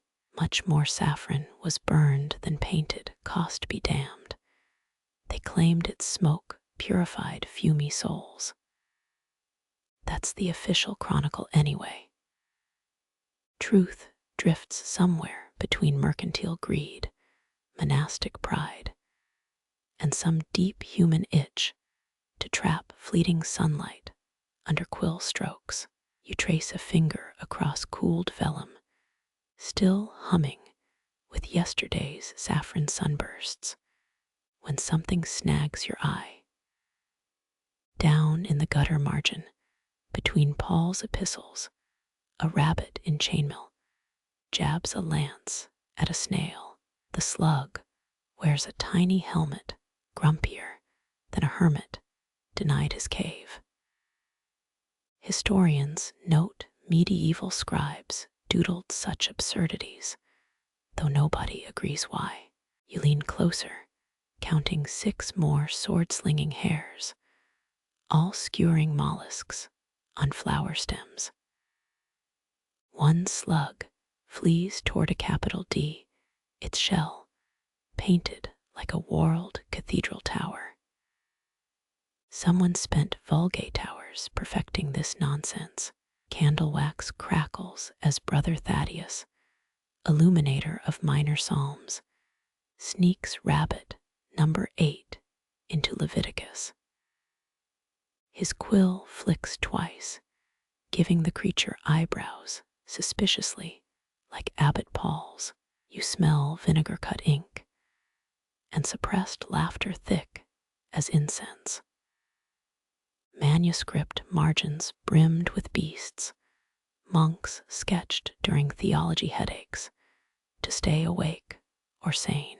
This war's been raging since the Book of Kells, bunnies versus slime knights, yet cardinals will later scratch their mitres over it. Brother Jerome shuffles past, dropping a scrap from his sleeve. You unfold it, finding sketch trials, snails with dragon wings, rabbits wielding fish bones. One margin master even drew a donkey reading Aristotle, complete with tiny spectacles. Marginal art flourished between 1230 and 1300, though bishops called it sacrilege. Historians still argue whether these were inside jokes, satire, or devout silliness God might wink at. Jerome retrieves his treasure, hissing burn that with theatrical panic, though his eyes gleam like polished cherries. Dawn bleeds through stained glass, spotlighting a particularly vengeful hair. It impales a snail on a buttercup, while another slug flees into Amos's prophecies, trailing iridescent slime across divine wrath. You recall a fringe theory. Bestiary scholar Petrus Comester claimed doodles warded off ink demons. His forgotten treatise insists mischief repels evil better than holy water. Nobody told the Pope, probably for the best. Under Proverbs' lazy man verse, a snail naps in a hammock, strung between 2 minuscule mushrooms. Its contented smirk suggests it's winning some cosmic bet. You imagine tired eyes discovering this during Lenten fasts, the snort-smothered laughter bouncing off cold Scriptorium stones. Even heresy trials jot down funny. Accused Marguerite Porritt supposedly drew rabbits during her own sentencing. That's likely myth, but the tale sticks like cheap ink. Sister Agatha whisks past, her sleeve smudged with lead-white bunny ears. She pauses, pointing to a duel near Psalm 94. That one's Brother Simon's revenge against the snails, eating his herb garden. Her whisper hangs between you, an unregistered confession. You glance at Simon, his bald spot gleaming, as he paints a slug drowning in wine, complete with adorable drunk hiccups.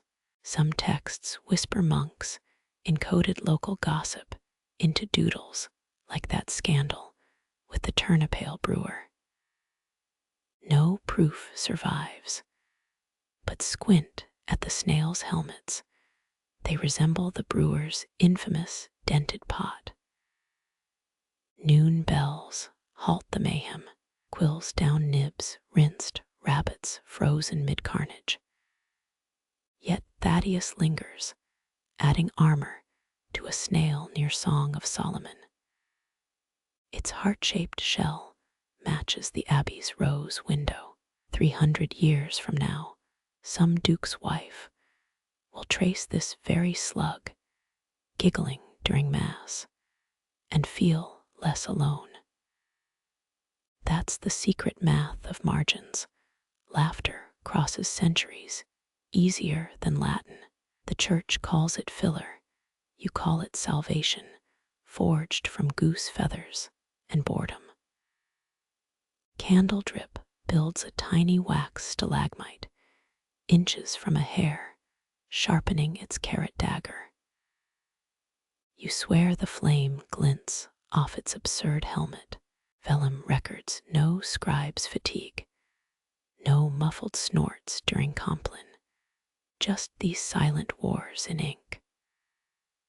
Someone once found half a walnut shell stashed inside a choir book, holding 30 painted lead snails. Historians catalogued it as devotional object to avoid paperwork. Nights like this, you wonder who really saved souls, the saint copiers or hair generals conquering parchment battlefields.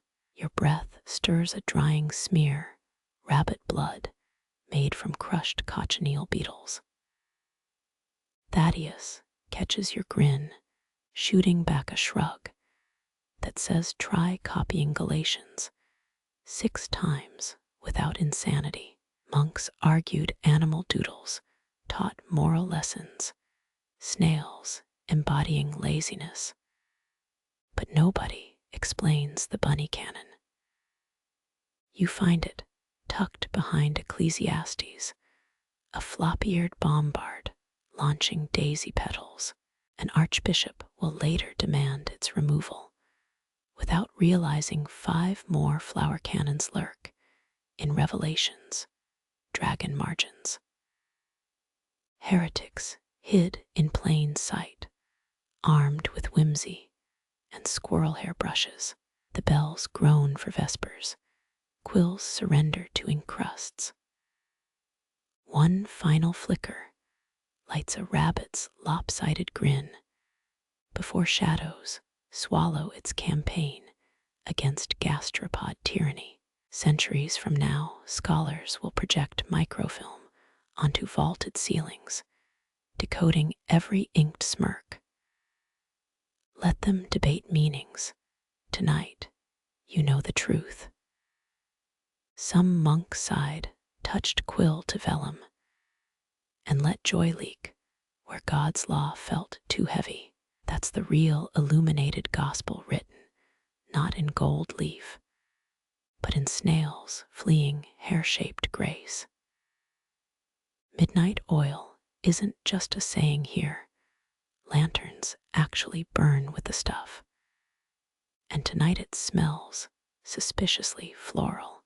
You track the scent past snoring novices to Brother Marcus, grinding valerian roots into a stone mortar. Monks used this bitter herb for insomnia. Every cloister garden had some. But Marcus takes it further. He steeps 7 knobby roots in hot, linseed oil, a cloudy tincture meant to bribe wakefulness from exhausted minds. The lantern, hanging near Genesis, drinks at first castings, shadows that sway like drowsy cobras. Each scribe gets their own remedy. Some sip dandelion bark brew, others rub mint salve on trembling eyelids.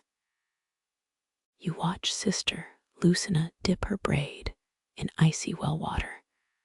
The splash startles her neighbor into flinging ink. Copied scriptures don't record whether Mark's gospel was smeared, but 3 snails in the margin now sport accidental wings.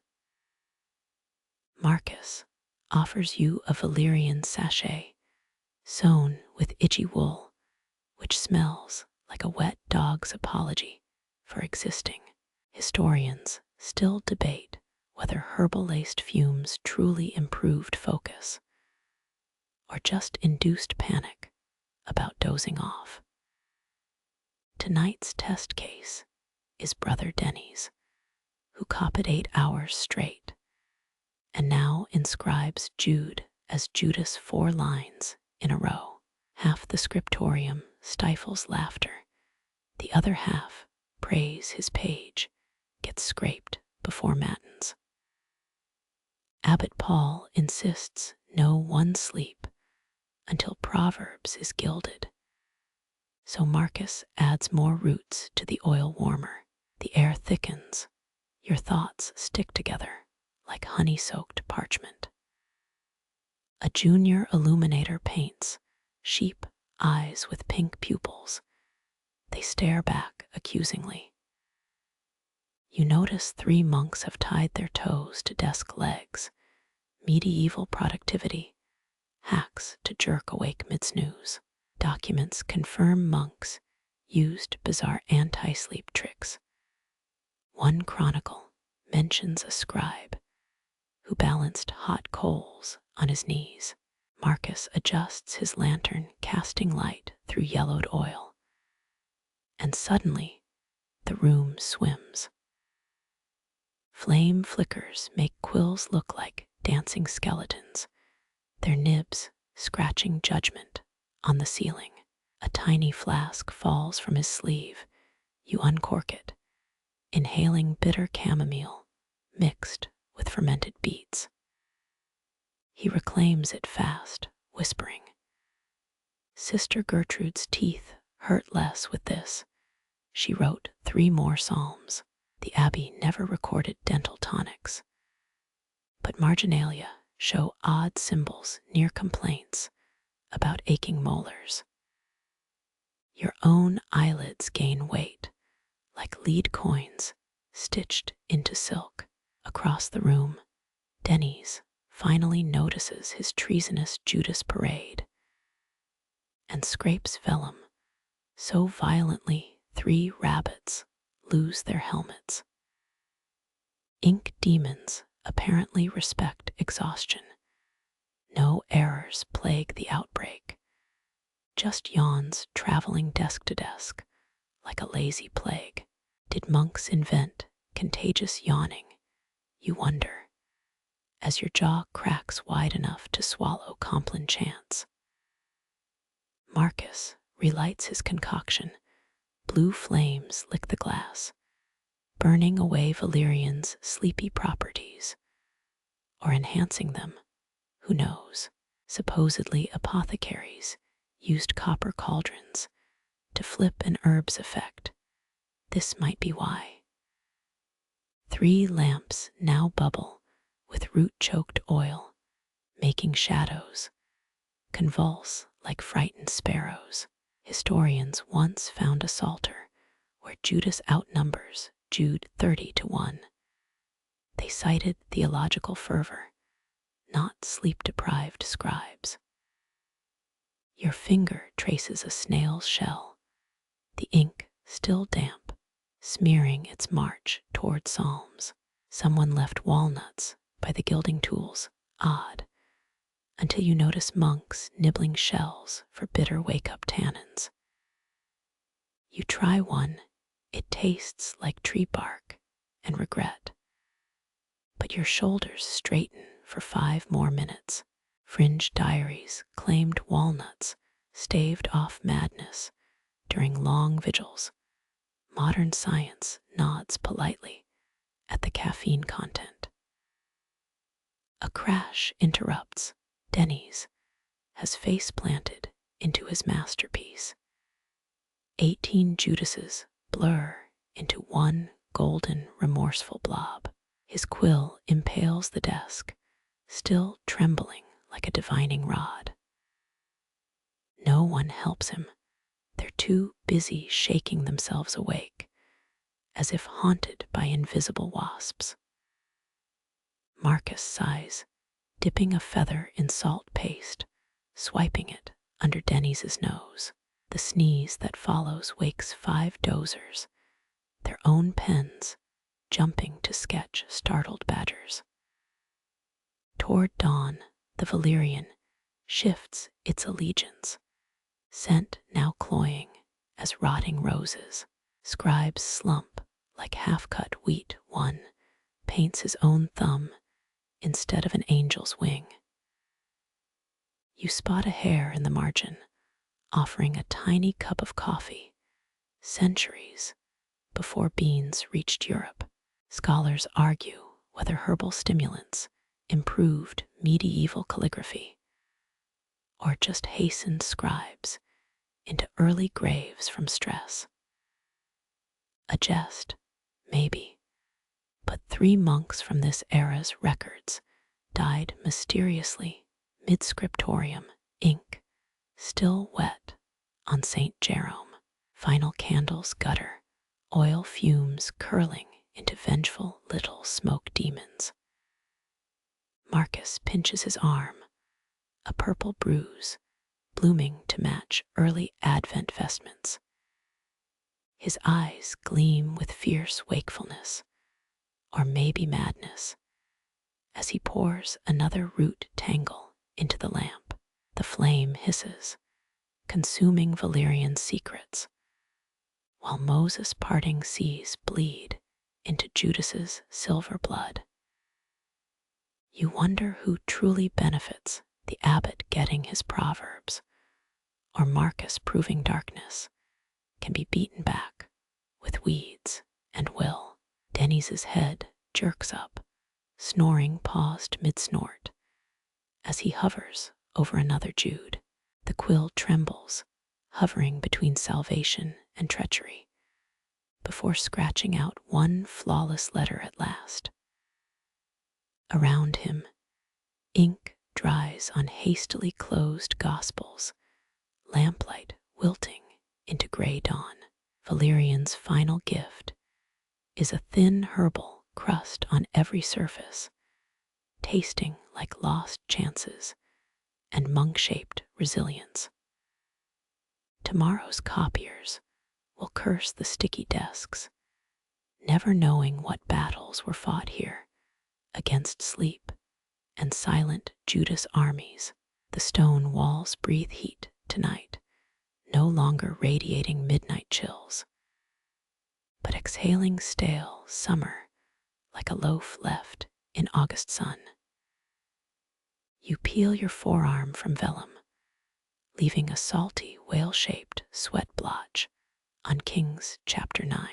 Wells ran dry last Tuesday. Abbot Paul, rationing drinking water, his decree silencing even Scriptorium fountains. Illuminators resort to wine for mixing pigments. You catch the grape-sharp tang as Brother Etienne spits into his mortar. Sister Marguerite grinds dried beetles, crimson carapaces, cracking between quartz stones, powder fine as borrowed sin. The recipe calls for virgin's urine, but dehydration demands improvisation. So artists lick brushes to bind pigments instead. Parchment buckles under damp breath, script squiggling like drunk ants, as Marguerite's beetles become blood-red apostles. A mainstream fact floats by medieval pigments often used urine or egg as binders during droughts. Right now, it's cheap Momsy wine doing the job, half-fermented stuff that reeks of sour communion. You watch young Francis try painting halos, his white lead paste curdling like spoiled cheese, laughter stifled behind inky hands. Quill scratches sound sluggish, sticky, with humidity. Every word costing 3 drops of sweat. Over in the pigment corner, they're pulverizing lapis lazuli smuggled from Afghanistan, precious as sapphires, but useless without liquid. Brother Aldous adds blackberry wine, a sacrilegious cocktail turning prophets. Robes murky purple. Someone jokes about painting the devil in Merlot. Abbot Paul's glare could wither grapes on the vine. Historians still argue whether wine pigments preserved better than water-based ones, or just smelled happier in the archives. You sniff a 5-century-old page, allegedly from this summer. It reeks faintly like vinegar and regret. Today's crisis involves the Last Supper fresco, its crimson backdrop fading faster than Judas's morals. The artist, Sister Genova, resorts to menstrual blood stirred with crushed bricks, or so the fringe legend insists. Honestly, you see her dumping wine dregs into clay powder, but medieval gossip mill spins gold. Your own inkwell's dying, oxblood gum thickening into jelly stroke tails, feathering like burnt hair. Francis lends you beetle juice, his hands stained damnation red, whispering. 3 brush licks per saint, Abbot's orders. Rehydration feels like communion, sour wine flaking on your tongue, a faint buzz behind your eyeballs. Dusk brings no relief, oven heat lingering in parchment, sheepskin reverting to sweaty flock memories. Marguerite fans herself with half-dried vellum, Mary's face warping into a ghoulish wink, as Francis adds mustard to yellow ochre. Desperation breeds innovation or heresy, depending who inspects the Pantocrators. Weirdly, Chartreuse halo. Genova curses fresco plaster, cracking like sinners' bones, while Abbot Paul prays for rain clouds fat as stolen abbey pillows. Instead, they get dust, storms, grit sticking to wine-damp pigments. A finished Annunciation now sports Gabriel with a 5 o'clock shadow thanks to airborne dirt. You sneak a sip of the mixing wine. Honestly, it's worse than Marcus's Valerian swill. Francis catches you, grinning through berry-stained teeth, offering a beetle for dessert. Even the bread at supper feels gritty weevils adding protein, while psalms mention waterbrooks with cruel irony. Nightfall unveils a twisted ballet, scribes dunking heads in rain barrels, only to find them hot as devil's bathwater. Your quill hesitates over job, my flesh, clothed with worms, too relatable tonight. Genova surrenders, painting Judas with brick dust tears, a vinegar tang rising from the fresco. They say you can still smell it 500 years later if you press your nose to the flaking paint. Francis collapses before Compline forehead smeared indigo, his snore vibrating loose vellum. No one carries him to bed. Heat conquers all Scriptorium, becoming a tepid broth of sighs and cracking pigments. The Last Supper dries unevenly, Jesus's robe streaked brown, John's face mottled like rotten plums. Genova dips her brush in desperation, and your water cup leaving apostles floating on stolen sips. Let historians debate wine versus blood binders. Right now, you just want dawn to bleach this thirsty night away. Your lips crack when you smile, an expression that arrives like a rare comet as you spot the stranger collapsing against the Scriptorium well. He's not Welsh in the flamboyant bardic sense, just a dusty pilgrim, his robes the color of drowned sparrows. Between wheezes, he presses a linen pouch into Abbot Paul's palm, the cloth trembling with his exhaustion. From Glastonbury's thorn, he rasps, accent thick as rye porridge, though historians will later debate if he truly came that far east. The pouch spills apricot pits, weathered to dinosaur gray, clattering like knuckle bones across thirsty flagstones. Francis kicks one. It skitters toward the cloister's only damp patch, where rainwater once pooled before summer murdered it. But the pilgrim, whose name clings to your memory like Reese, warns you not to eat them. They taste of Eden's first regret, he claims, hacking a cough that smells of fermented apples. Mainstream fact sneaks in here. Monasteries cultivated fruit trees, both for sustenance and biblical allegory. Right now, the man babbles about grafting mercy onto wrath, while Abbot Paul eyes the pits like math problems.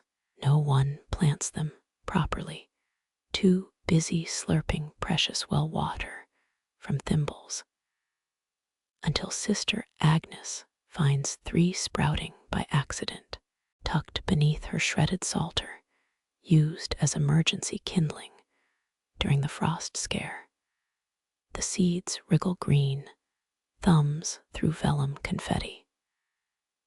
Their growth defies drought logic, shoots elbowing through cracks in the sunniest archway, unfurling leaves shaped like devil's ears.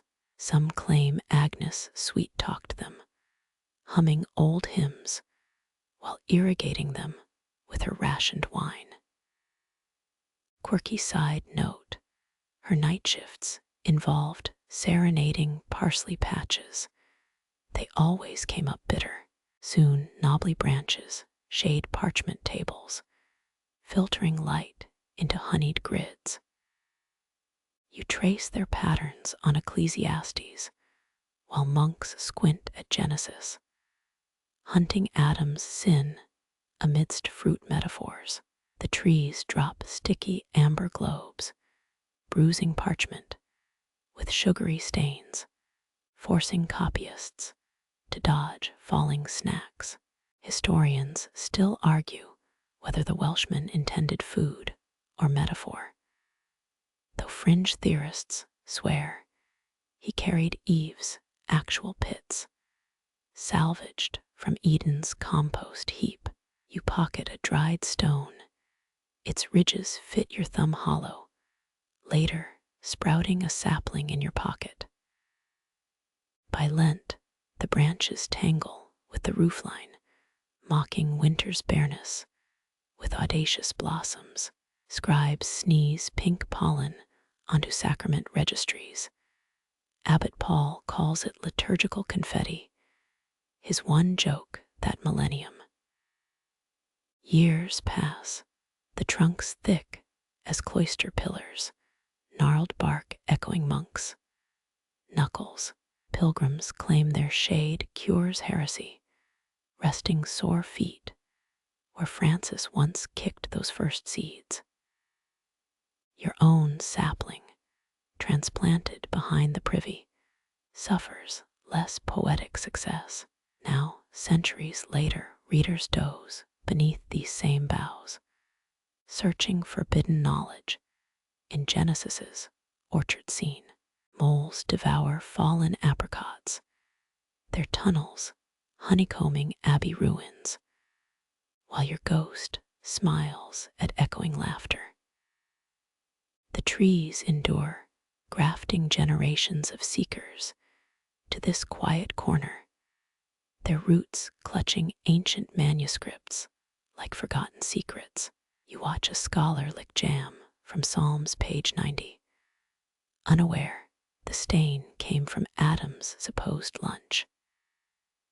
You hear it first during Vespers, a low animal moan seeping between flagstones. The scratching nibs hesitate. Brother Francis nearly snaps his quill mid-gloria.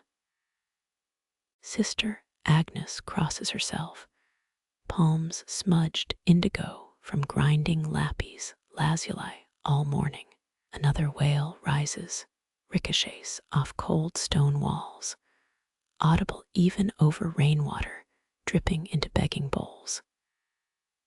Downstairs, Cecily labors, a woodcutter's daughter, who arrived yesterday clutching swollen belly and shame in equal measure. Mainstream history moment, medieval convents, often sheltered unwed mothers despite strict vows of chastity. Shelter didn't mean sympathy, though abbess rules demanded silence from sisters handling such disruptions. Tonight, no one stops working. The Scriptorium's economy of devotion waits for no squalling infant. Yet each contraction vibrates upward, synchronizing with your own fingers, tracing Psalm 70. Deliver us comes out crooked once, twice, 99 times before Compline prayers. A nun's quill trembles not from cold, but a guttural cry punching through floorboards. Echoes follow, free us, rescue us, defend us. Latin pleas blurring with Cecily's primal screams. Young sister Joanna presses fists into her ears, earning a sharp rap from the abbess's ruler. Quirky bit centuries later, folklore claims psalters written during childbirth gained protective powers, warding off stillbirths when placed under mattresses. Our pragmatic Agnes rolls her eyes, yet slides this particular manuscript beneath her palette, once copied. Ceilings shudder, dust rains onto drying ink. Sister scribes dodge falling grit with veteran reflexes. Your own page blooms with accidental blots, shaped like screaming mouths, peaks and valleys in wet gall oak darkness. Between contractions, the Scriptorium falls eerily quiet, except for Abbot Paul grinding teeth. He hates disruptions nearly as much as he hates ergot-laden rye bread, which explains why supper tonight features lovely fist-shaped bread rolls. Downstairs, midwife Helga barks orders in gutter French, likely learned from champagne merchants or mercenaries.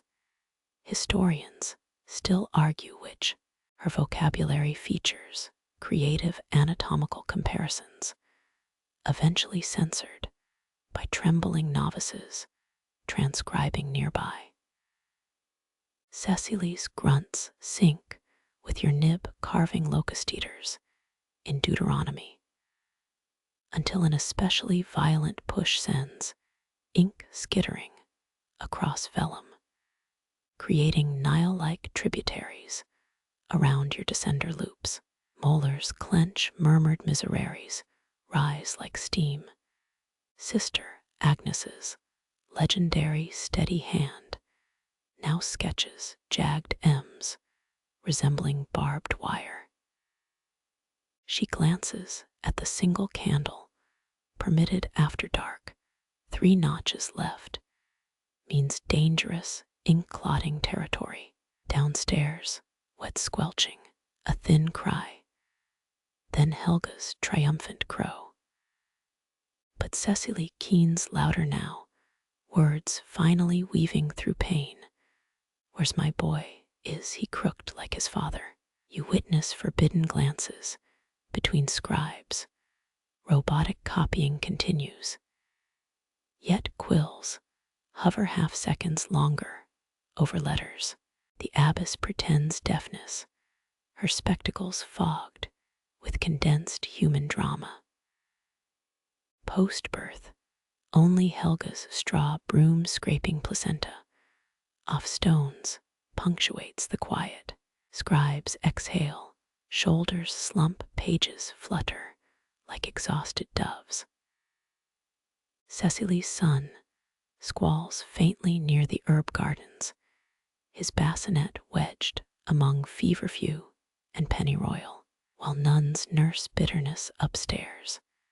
Sister Agnes nurses actual milk through a linen twist, 3rd daughter from a life before vows taught her this trick. Dawn stains sky bruised purple, vesper ink, long dried into psalms, glittering with Cecily's unshed tears.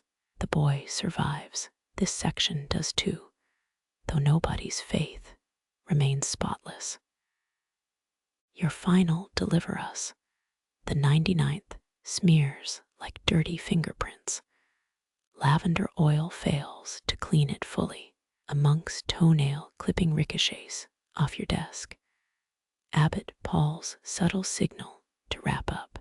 Agnes signs off with a messy Alpha Omega symbol, her famous flourish deflated to a squiggle, edges fluttering where she blinked too hard.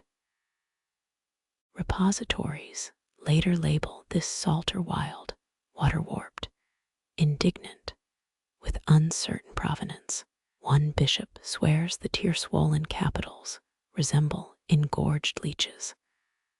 Another claims their crystallized suffering, punctuation, no doctrine yet denies. Centuries pass. Sleepy Cambridge scholars puzzle over its vinegar scent, never guessing Sister Agatha spilled cabbage soup during matins nearby. The boy grows, apprenticed to a glove-maker, never told why lame hands shake during thunderstorms, or why Latin chants make him suck breath through missing teeth. Cecily vanishes come May, leaving her son's swaddling cloth as a bookmark in Psalms, staining deliver me. O God, permanently bovine reeking, your own contribution completes Psalm 37 by sunrise, an unremarkable effort, though grief's mildew blurs some vowels even now. That psalter survives 800 autumns, placenta-stained margins stiff with salt, protective powers never confirmed, but endlessly whispered about. Modern archivists wear gloves to turn its pages, unaware the gummy residue isn't ancient paste, but Agnes's stolen almond milk congealed during desperate night feeds. Bedtime bonus fact: medieval infants were sometimes bathed in leftover baptismal wine, alcohol killing lice. while staining holy waters pink. For you, though, this night ends leaning against Scriptorium walls, eavesdropping on dawn birds, wondering if Deliver Us ever delivers anyone anywhere. Sister Agnes snores softly, forehead resting on her finished page ink, transferring wing-shaped bruises onto wrinkled skin. Sun cracks horizon. Somewhere downstairs, a newborn wails for breakfast, making the abbess scowl into her correspondence with Rome. Your spine creaks, calf muscles scream, verses swim before bloodshot eyes. Yet, somehow, themselves delivered into morning. Centuries unspool apricot trees, outside grow fat on forgotten prayers, their roots clutching cellar bones, including Cecily's, who returned feverish decades later. That Psalter hides now behind leaded glass, salted capitals still swollen, awaiting some scholar sneaky enough to lick proof off vellum and taste childbirth's metallic tang across time. The first frost arrives sharp as a knife grinder's wheel, slicing through autumn's last breath overnight. You wake to ice-glazed quills, inkhorns frozen solid. Even the abbey rats huddle stiff-backed under communion cloths. Wells gag on thick glass skins. Bucket ropes snap like dried sinew. Choir stalls creak like shipwrecks in the sudden freeze. Brother Anselm tries blessing the water reserves, his chapped lips bleeding onto frosted psalms. Christ's blood never smoked when it froze, you think, unhelpfully.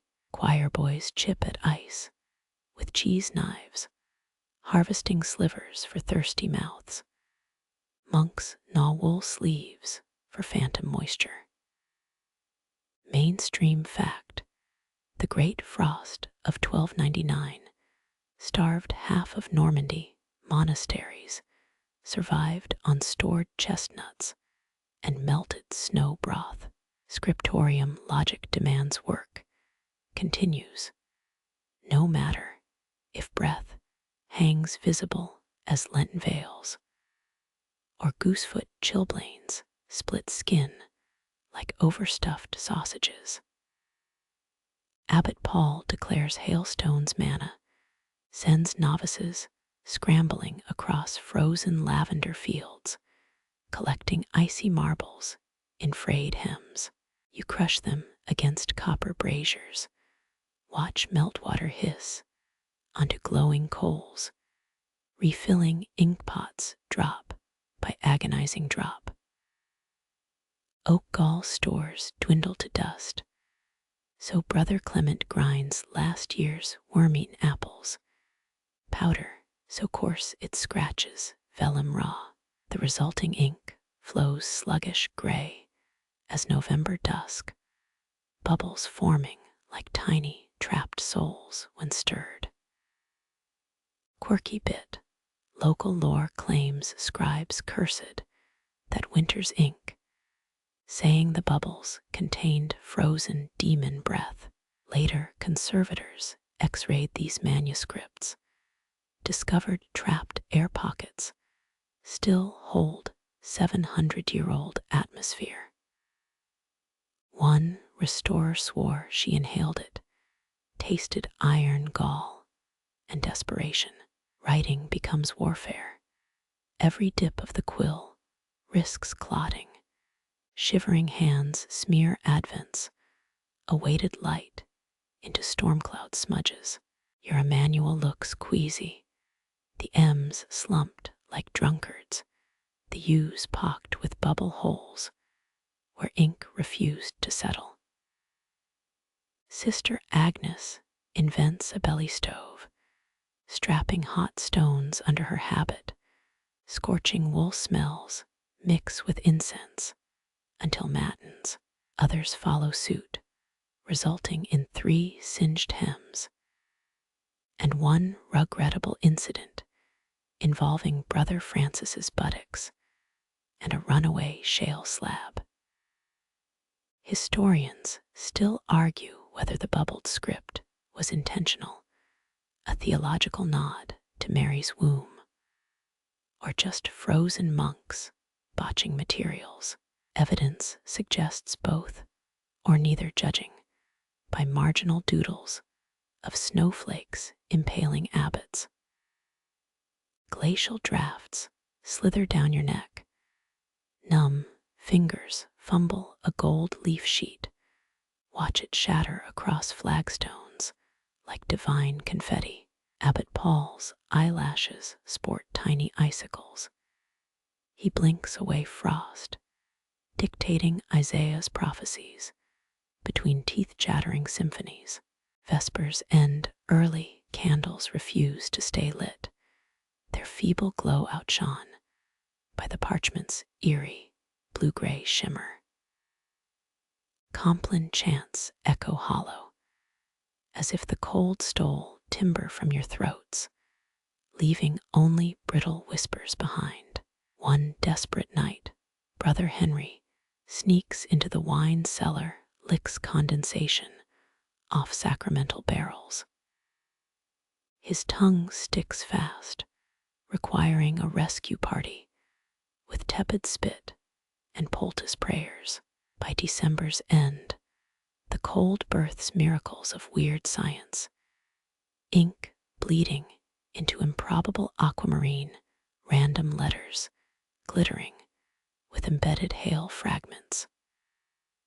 Scribes murmur about divine rainbows trapped in their mistakes, though hunger probably fuels half these visions.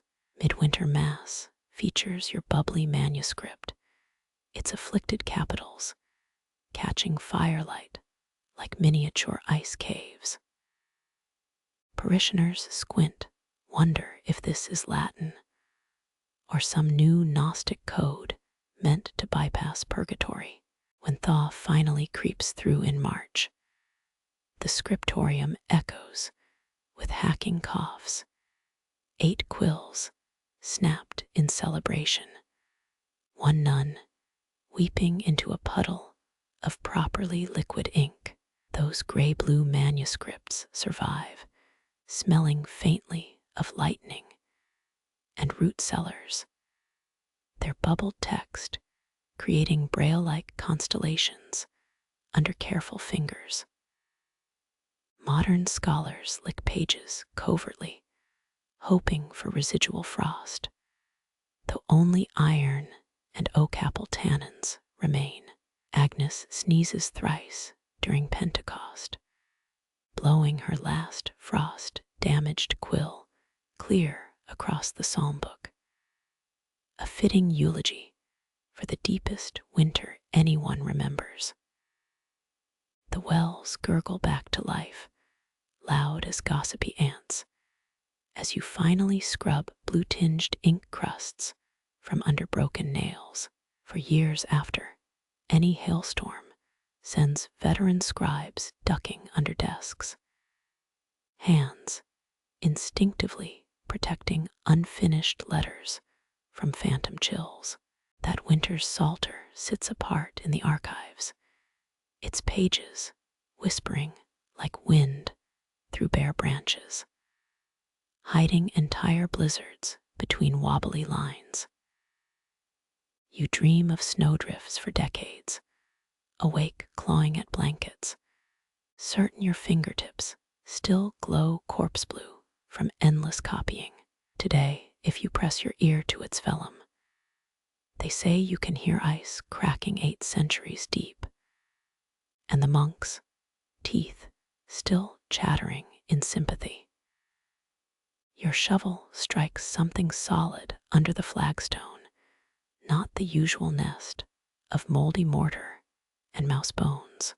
This different thud echoes like an empty reliquary, makes your blistered palms pause mid-dig. Renovations always disturb abbey ghosts, but today you've unearthed Abbess Hilda's rusted lexicon box, its hinges petrified into claws.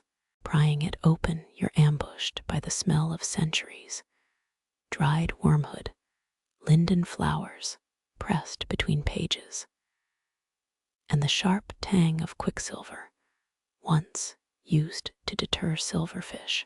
Inside sleeps a calfskin codex, small enough to palm, but dense as Judgment Day. Every vellum sheet, sliced whisper thin, crammed with writing angled like wind-blown barley. Hilda died scribbling these entries. Ink gloats the abbey archive, fingers blackened with a decade of obsessive definitions. Her Latin's impeccable, but meanings veer into heresies of poetry. Despair, an inkless quill grace, a wax seal from an unexpected quarter faith, patron saint of blotted words. Mainstream fact, medieval scriptoria, hoarded knowledge. But some lexicons doubled as enciphered complaints. Monks hid grievances in alphabetized guises, like defining obedience, as untested wax waiting for seals. Hilda went further, rebuilding Latin's bones with monastic fatigue marrow.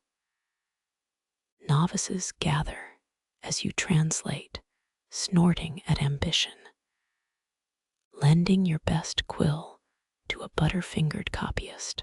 3 nuns edge backward, recognizing terms from Hilda's infamous Lenten sermons. Sister Agnes points at mice, defined as God's proofreaders, chewing through careless errors. A muffled laugh escapes before Prior Thomas silences it with a glare. Quirky bit, you'll later learn Hilda haunted lexicographers for centuries. Samuel Johnson's first dictionary draft supposedly included her definition of melancholy. Wine stains on unfinished psalters. The entry vanished before printing, but his cat reportedly licked it off the manuscript. Night watch brings Hilda's ghost, or maybe just sleep deprivation. Her shadow flickers past candle glow, pointing urgently at page 374. There you find purgatory, an afternoon spent untangling another scribe's abbreviation marks. Dawn proves the page unchanged, your thumb smudge deepening beside the entry like tacit agreement. Historians still argue whether Hilda intended satirical rebellion or mystical redefinition of sacred language. Evidence leans both ways. Given her obedience, entry ends mid-sentence, as if someone snatched the quill from her dead hand. Your favorite discovery, verbs reimagined as physical acts. To pray, threading holiness through parchment pores with a steady hand. To doubt, shaking a half-empty inkpot to fake abundance. The margins bristle with tiny drawings, spilled wine becoming maps of Jerusalem broken quills, transforming into ascension angels. Word spreads among cloistered ranks. Nuns start quoting Hilda cryptically, finding a spoiled vellum sheet. Someone mutters, Hilda's 14th hour ghost, referencing hopelessness. 12th candle smoke in your eyes. Novices adopt doing a Hilda, shuffling terms during vespers to stifle giggles. Forgive us our drips and spills, as we forgive those who blot against us. Prior Thomas confiscates the lexicon twice, only to find it back under your pillow. The third time, he spends 2 hours secretly reading, emerging red-eyed. Later scribes will notice a fresher entry in Thomas's jagged script. Fear, watching ink dissolve into candle wax puddles when psalms remain unwritten. Rain threatens, forcing you to rebury the box temporarily until proper drying racks are built. The lexicon's newest disciple, novice Elizabeth, bribes the gardener. He digs it up before matins, willow roots tangling around its corners like protective serpents. You try using Hilda's definitions during transcription, infusing amen with her sense, the last seed sown in frozen ground. Instantly, your letters glide smoother, each downstroke humming with purpose. Sister Agnes swears your rubricated initials now resemble Hilda's famed emerald ink, though you mixed standard matter root. Moonlight reveals hidden notes between lines, Hilda's complaints in minuscule script. Brother Simon reeks of turnip stew, distracting my illumination of Matthew 25. Another gem. Abbott's new rule forbidding midnight ink mixing, a crime against the celestial dark. At chapter meetings, her phrases creep into debates like persistent ivy. Should we purchase more vellum or practice Hilden thrift economy, trimming words like winter hedges? Even Prior Thomas cites her wryly discussing pilgrim donations, charities measurements, as unreliable as owlite. Come Michaelmas, the lexicon's influence requires intervention. Bishop Gerard arrives, lips pursed at reports of blessed irregularities. He examines Hilda's definitions, licks a page, proclaims it harmless whimsy. His departing gift, a marginalium in his own hand, pontiff. Gardener pruning wild growing truths. Years later, when fire threatens the Scriptorium, nuns reportedly passed the lexicon hand to hand through choking smoke like a living saint's relic, its calfskin cover scorched black edges curled like protective talons. Tonight, you memorize Hilda's final entry, scribbled hours before her death. Eternity, dipping one's quill into an inkwell that never runs dry. The letters tremble, bloated with extra ink, as if she wrote underwater. Before reburying the box, you tuck in your own contribution, scratched onto a leftover vellum scrap. Discovery, mouse bones rattling like dried punctuation beside lost treasure. Rain finally falls, hammering the fresh-turned earth above Hilda's lexicon. Drops slide off your wimple, each one whispering a different word on stone. Rain slides off the cloister roof, pooling around your boots in moon-drunk puddles. Above, a waxing gibbous smirks through departing clouds, its silver glare sharp enough to trim parchment edges. You recall tonight's task, gilding the celestial O in Revelation's crown, a job requiring utter dryness. Humidity swells between stone walls, threatening to wrinkle gold leaf into expensive regrets. 3 monks hunch near the west window, their squirrel hair brushes poised over vellum, faces tense as bowstrings. Brother Clement licks the air, testing for Dew's first whisper. Not yet, he murmurs, adjusting his hourglass marked with lunar phases. Moonlight bleaches his knuckles, already dusted with malachite green from earlier vine work. Mainstream fact: medieval illuminators planned gilding around moon cycles, believing dry nights prevented moisture bubbles under gold. Records show abbeys stocked lunar charts alongside pigments and vellum. You imagine some half-blind monk triangulating Saturn's position just to avoid warping 3 square inches of heavenly glare. Sister Aelred mixes the adhesive bull's bile and charred almond shells, stirring clockwise, as per some dead abbess's decree. The smell, like burnt hair and bad decisions, makes your eyes water. She smears it thick, where the angelic crown's central O will blaze. Temperamental as a novice on Lenten fast, she mutters, blowing warmth onto the sticky patch. Quirky detail: you'll later find Clement's notes confessing theft. Monastery cats allegedly stole his best gold scraps, leaving hairballs wrapped in cheap foil substitutes.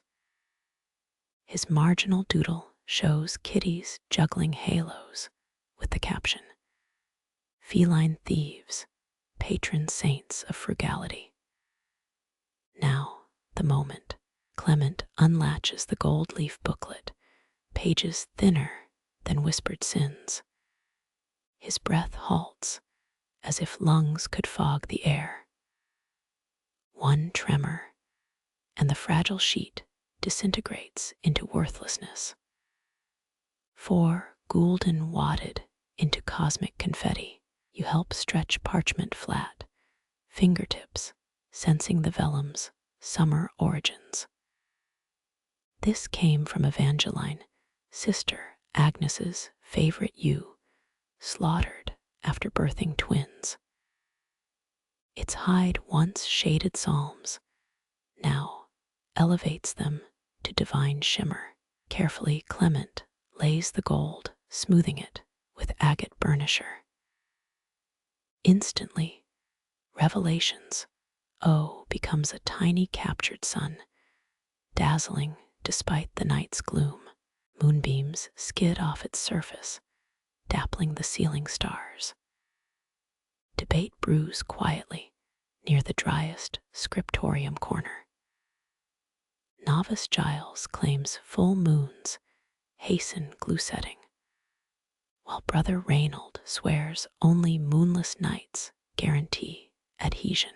Historians still argue whether lunar tracking reflected true science or holy theater. You whisper, flipping Clement's hourglass. Giles scoffs.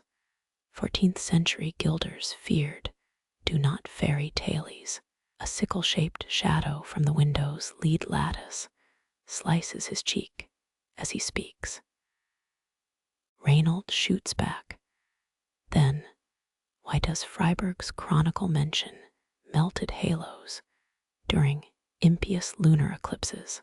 Their bickering fades when Clement glares, his burnisher hovering like a judgment rod. By terse bell, 23 letters glisten moon-fed gold.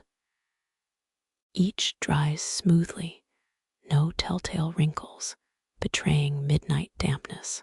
Sister Aelred traces one halo, her callus, catching the light, like stroking sunlight's cheek.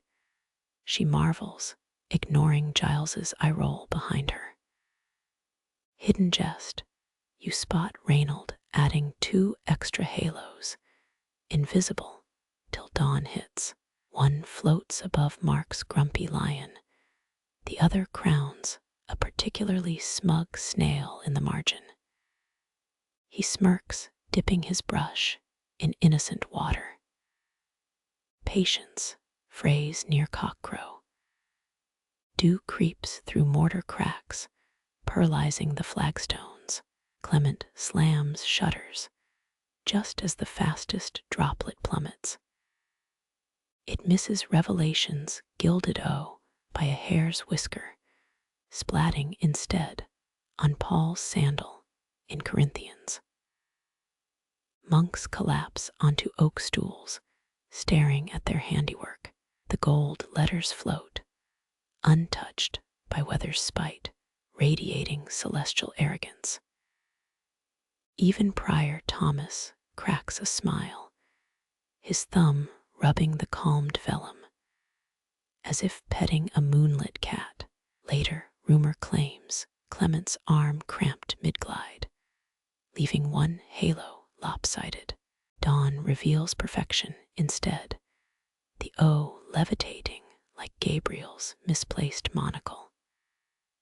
You swear it winks when Matins' candles gutter out. Not all gold survives. 2 psalms over, a novice's botched glue-slather peels away, revealing an underlying sketch of the abbot as a walrus. Reynold dissolves into coughing fits, claiming sudden chant-induced allergies. Sudden generosity inspires him to help scrape off the evidence before breakfast prayers. You pocket a fingernail-sized scrap of leftover gold, slipping it between Hilda's lexicon pages. Under heaven, she wrote, a well-polished letter gleaming through centuries of grime. The fragment glows there still, an asterisk beside eternity. Lunar dependency persists. Months later, when clouds obscure the moon, gilding halts despite a bishop's impatient orders. Gold leaf stays boxed until skies clear, and burnishers gleam under renewed silver scrutiny. Someone, probably Reynold, scrawls near the forbidden cupboard, "Mungold tastes sweeter." Rain returns an hour after Compline. Drops patter against gilded words, harmless now as the monks sleep. Gold letters smolder in the dark, hoarding moonlight like stolen nectar. Their shine outlasts candle after candle, until first frost whites out the windows. Your cheek brushes a finished page, gold cold against skin. It feels like whispered secrets, frozen into permanence.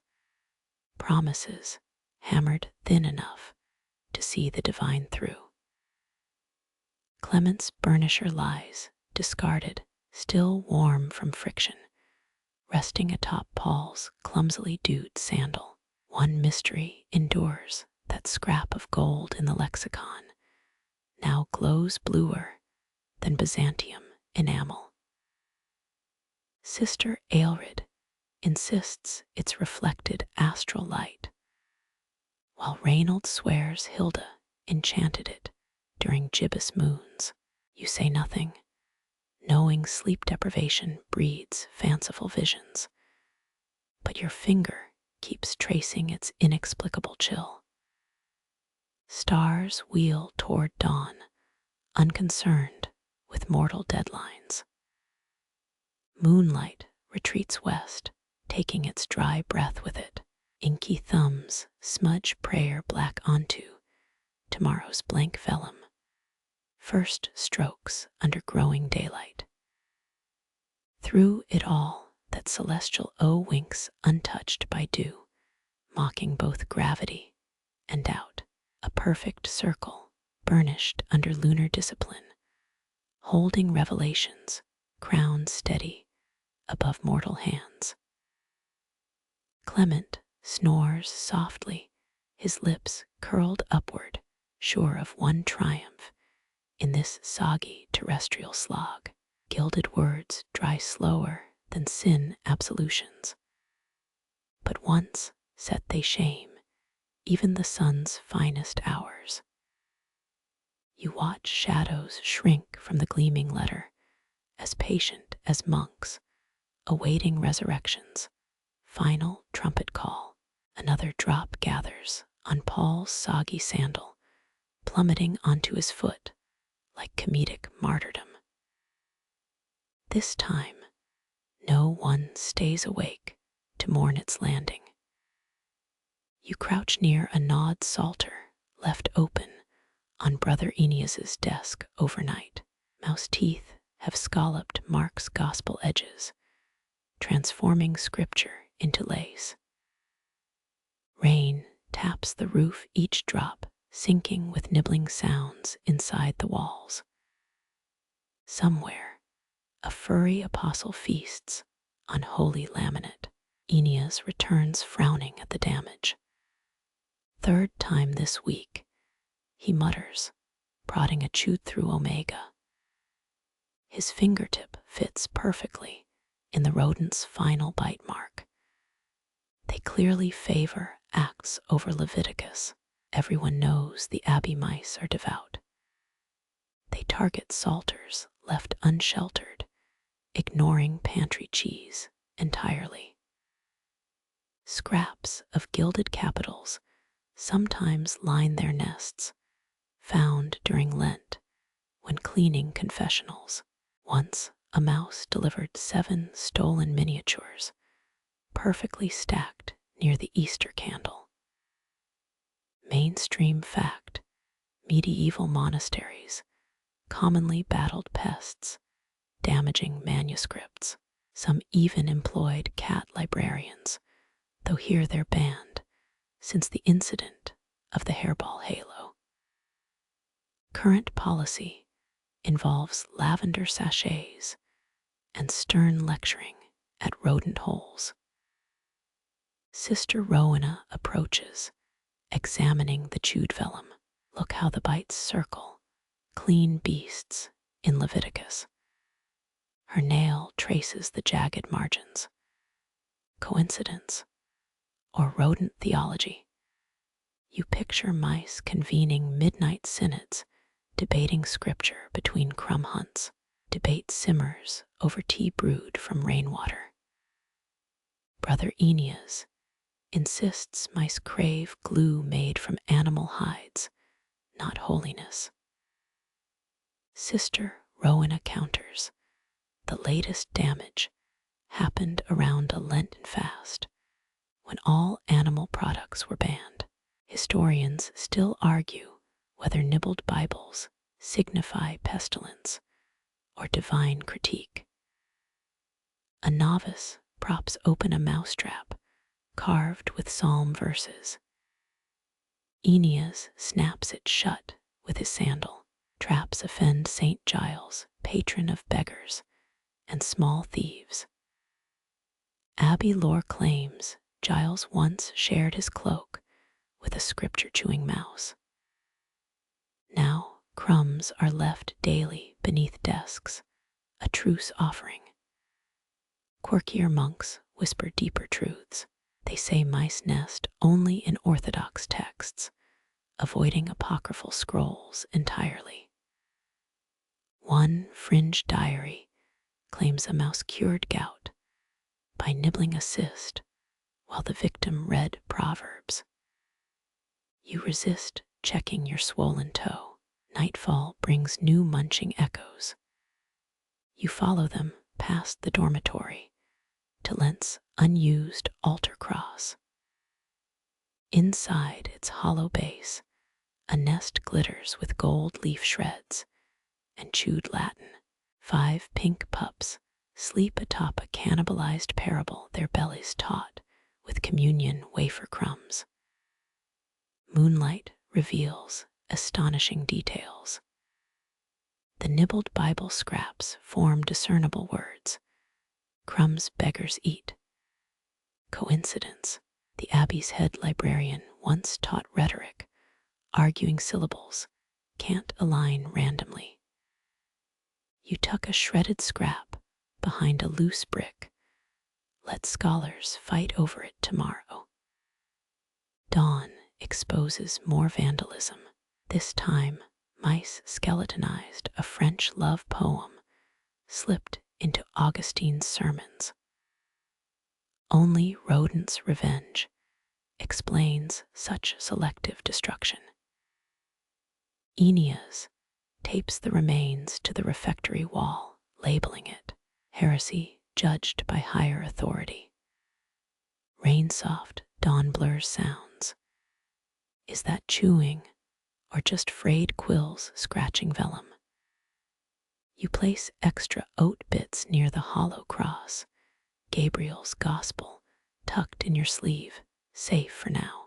From the nest, a whiskered face peeks, then drags breakfast into shadow. Centuries later, conservators will puzzle over these tooth-marked margins. Some will call it damage, others a furry footnote to faith. Tonight, you smile, knowing even mice crave light when winter gnaws the bones. Their tiny jaws shaping theology, one nibbled vowel at a time. The cross's hollow yawns empty come Lent, save for one stubborn mother mouse.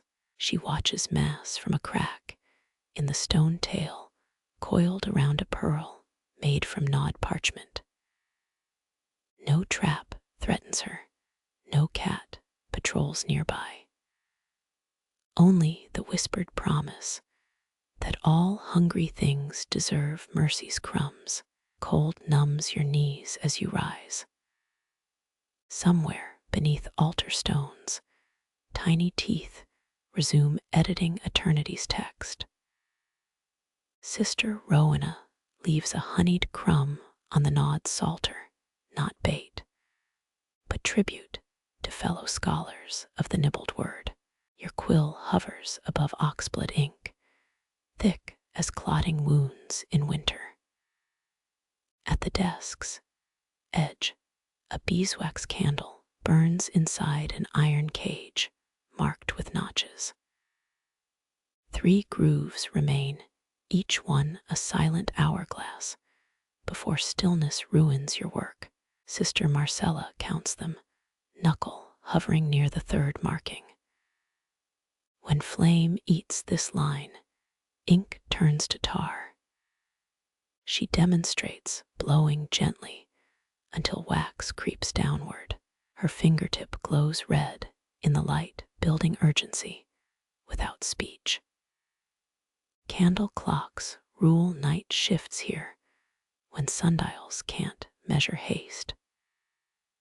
Mainstream fact, medieval scribes timed tasks by wax consumption, some even embedding nails that clattered into metal bowls as markers melted. Tonight's cage lacks noisy alerts, just the hiss of drowning wicks and your own quickening pulse. Across the room, Brother Leofric curses under his breath. He scrambles to dot an I before ink congeals mid-sentence. Last week, such haste birthed Saint Jerome with 3 right hands, a mishap now pinned above the latrine for humility. Stubborn drips crawl down the candle's spine, forming swollen tributaries. Quirkier monks whisper secrets about these wax tears, claiming they record unspoken prayers in their patterns. One insists he found Christ's face frozen in a stalactite, until Abbot Paul melted it for sealing penitence letters. You race to finish, transcribing Corinthians, fingers cramping around your crowfeather pen. Oxblood ink demands perfection, thickening fast once cooled. It requires constant warming over coals, a risky dance between legibility and singed vellum. Historians still argue whether these recipes aimed for archival permanence or simply punished slow writers with eternal evidence, 2 notches left, and a cold draft snakes through arrow slits. Nibs scratch louder, as if sound could melt time. Leofric mutters, verse 18 faster, willing words onto parchment, before his ink petrifies into useless rubies. No one knows who invented this system, but everyone dreads its final notch as your candle spits warning sparks. Some blame ascetic Cistercians, others a tyrannical abbess obsessed with punctuality. You suspect it's just revenge for whoever first spilled ink on a borrowed psalter. Between sentences, you glance toward the brazier's embers, where a terracotta ink pot sweats crimson beads. A sneeze now would cost you tomorrow morning, scrubbing solidified gore from your sleeves. Then, the flame kisses notch 1, plunging 3 desks into groans. Sister Marcella scrapes semi-solid ink into a dish of vinegar, attempting miraculous resurrection. Her efforts produce only mauve sludge, good for sketching psalm initials, if not entire epistles. Leofric surrenders, sealing his inkwell with trembling hands. Crimson droplets crust on his knuckles like saintly stigmata. Finished or not, Paul's patience wears thinner than Lent soup. He grumbles, rubbing a blot resembling a cardinal's angry nose. Your candle commits slow suicide, dimming toward its last groove. Shadows crouch around your page, threatening to swallow unfinished grace. Hurry becomes prayer, each loop and line a fragile truce with congealing time. Deep breath steady, the final flourish on love bears all things smeared, but legible as flame gutters at the iron cage's base. Warm ink glistens before surrendering to darkness. Across the scriptorium, pens freeze mid-stroke, dooming incomplete phrases. Wax cools into translucent skin, recording where speed failed devotion. Despite this, someone always gambles past warnings. Young Brother Cuthbert, still coated in desk shadows, squeezes out wet vowels by moonlight. His candle died, unheeded, yet his nib drifts onward, drawing phantom letters only bats will see. Morning will judge these parchment corpses, stiffened inks, abandoned thoughts. For now, quiet reigns, broken only by Cuthbert's whispering quill, and the drip, drip of wasted oxblood hitting the floor like too-thick heartbeats. You pocket your surviving ink, still warm as living flesh, and walk past his desperate silhouette. Let him chase vanished light. You've learned when stories must, and must not end. Dawn will bring vinegar scrubs, flickering regrets, and fresh wax waiting inside iron cages.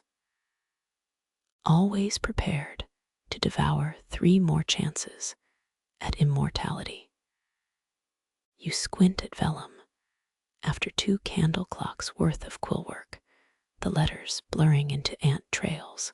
Beside your elbow, a terracotta cup holds murky water for wetting tired pupils. Mainstream history. Medieval scribes routinely suffered eye strain, some even grinding gemstones into primitive magnifiers, though few could afford such remedies. Suddenly, cold glass kisses your temple, a curved lens pressed into service. Instantly, those dancing scripticum beetles resolve into neat Latin rows. You exhale relief, until realizing this is Venetian work, illegal crystal from Murano's furnace hells. Careful it bites when surprised, mutters Brother Matthias, hand still outstretched. His knuckles show old burns from retrieving dropped spheres over charcoal pits. These roundels, smuggled past 3 kingdoms, demand special handling. Through the glass, you see him clearer. Dust motes orbit his tonsure like misguided halos. Official story: church-approved magnifiers improve sacred text accuracy. Reality: young monks use them to count gray hairs or enlarge the mice stealing wafer crumbs. One rule governs these orbs: no music near the scriptorium. A single flute triplet cracks them like eggshells. Quirky theory claims glass blurs cursed their wares to shatter if rival artisans hummed their secret recipes. The lens intensifies candle flame, a tiny captive sun. Turn it just so, and pigment cracks reveal themselves, miniature canyons where lazy ink settled unevenly. Matthias demonstrated this yesterday while diagnosing your fading job marginalia. Venice guarded crystal secrets tighter than papal indulgences. Guild masters floated rumors of murdered apprentices who talked in taverns. Glass formula tattoos boiled off their skin. Whether true or scare tactics, shipments arrived wrapped in lead, sealed with silence oaths. You roll the sphere, its blue tint deepening your pile of unfinished Genesis leaves. Each stroke gains terrifying clarity. Now you notice every wormhole, every tremor in flourished capitals. Perfection's burden presses heavier than abbey foundation stones. 2 desks over, novice Roland polishes his lens with stolen altar cloth. He's painting vipers encircling a capital D until Matthias coughs pointedly. The boy jumps, glass nearly slipping into his lappy's lazuli paste. After Compline prayers, they whisper secrets about the forbidden lenses. One claims ground Alexandrian glass lives inside, stolen from pharaohs' tombs. Another insists mercury swirls in their cores because melted mirrors see deeper truths. Historians still argue whether Venetian glass prohibitions stemmed from ingredient scarcity or guild superstition. You decide not to ask when the abbot examines your enlarged errors tomorrow during terse inspection. Moonlight refracts through your orb now, projecting watery letters onto the vaulted ceiling. Psalms hang upside down, dancing over cobweb saints. Roland giggles until Matthias extinguishes the effect, easing the lens into velvet nestling.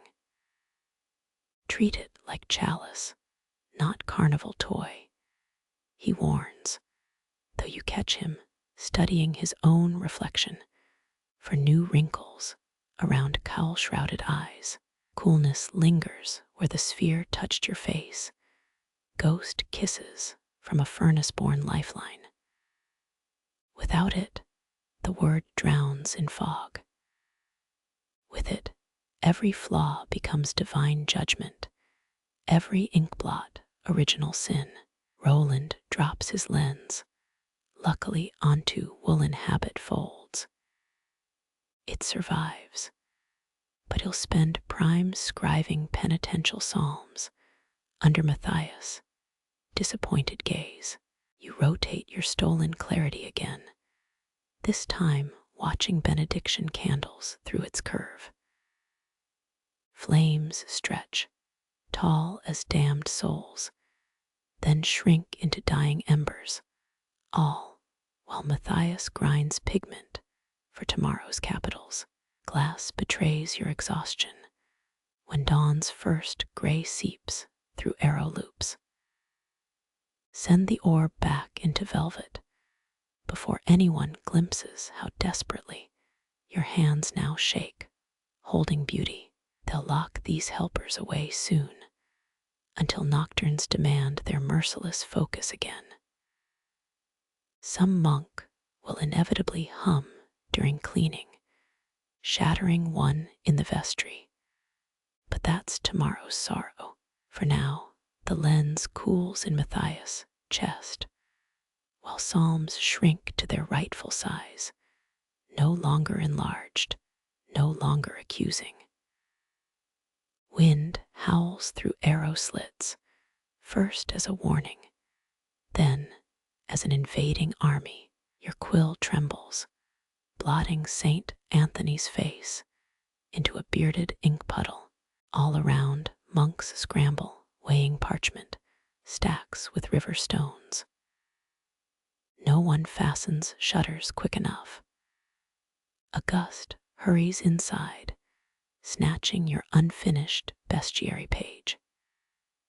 You glimpse your painted unicorn mid-canter before it sails into tempest-blackened fields. 30 more beasts follow, ivory griffins, emerald-scaled dragons, a manticore with parsley-stained teeth. Their wings flap wildly in farewell or panic. Who can say? Rain marches across lavender rows, each drop punching through pollen clouds. Monks wade into purple haze, robes billowing like sails to rescue runaways. You spot Brother Anselm clutching a hair-jousting snail, while a gust steals his cowl. Mainstream history, medieval bestiaries, documented real and imagined creatures alike, often teaching moral lessons through animal traits. Tonight, nature rewrites the lessons, scattering allegories into mud. Your rescued pages hang dripping from Scriptorium rafters, strange pelts drying near hearth smoke. Someone salvaged an elephant, its inky hide now speckled with dirt, as though roaming actual savannas. Oddly, the storm spared all lions, those kings, glaring smugly from intact vellum. Locals later swear they saw your unicorn grazing during lightning flashes west of the barley fields. 3 maids insist its horn-pierced storm clouds, drawing down moonlight to bleach their linen. Never mind the milk bucket left outside, churned into butter by gales. Brother Clement hums while peeling apart soaked sheets, an act forbidden near drying works.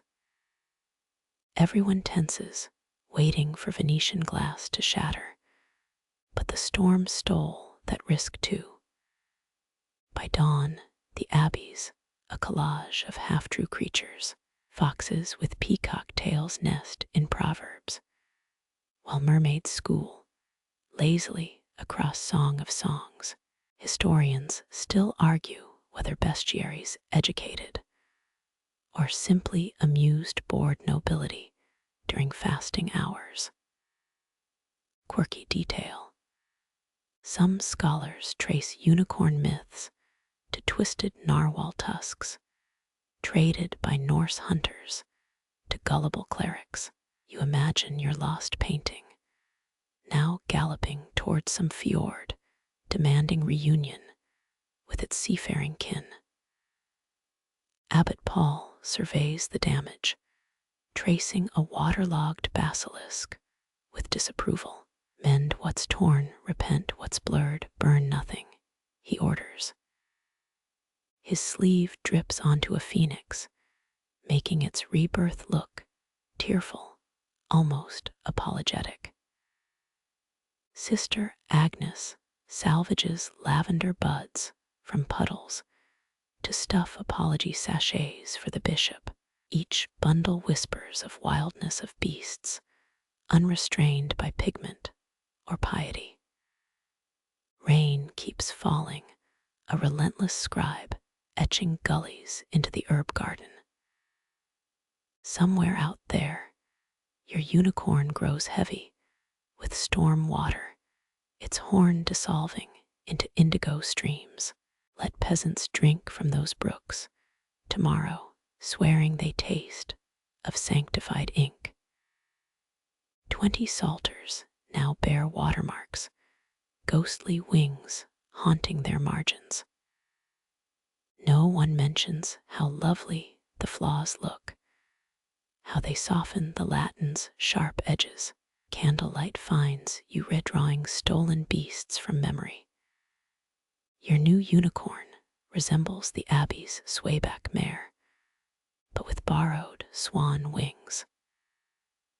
Let theologians dissect that choice tomorrow after their breakfast ale. Wind rattles the last loose shutter, still hungry.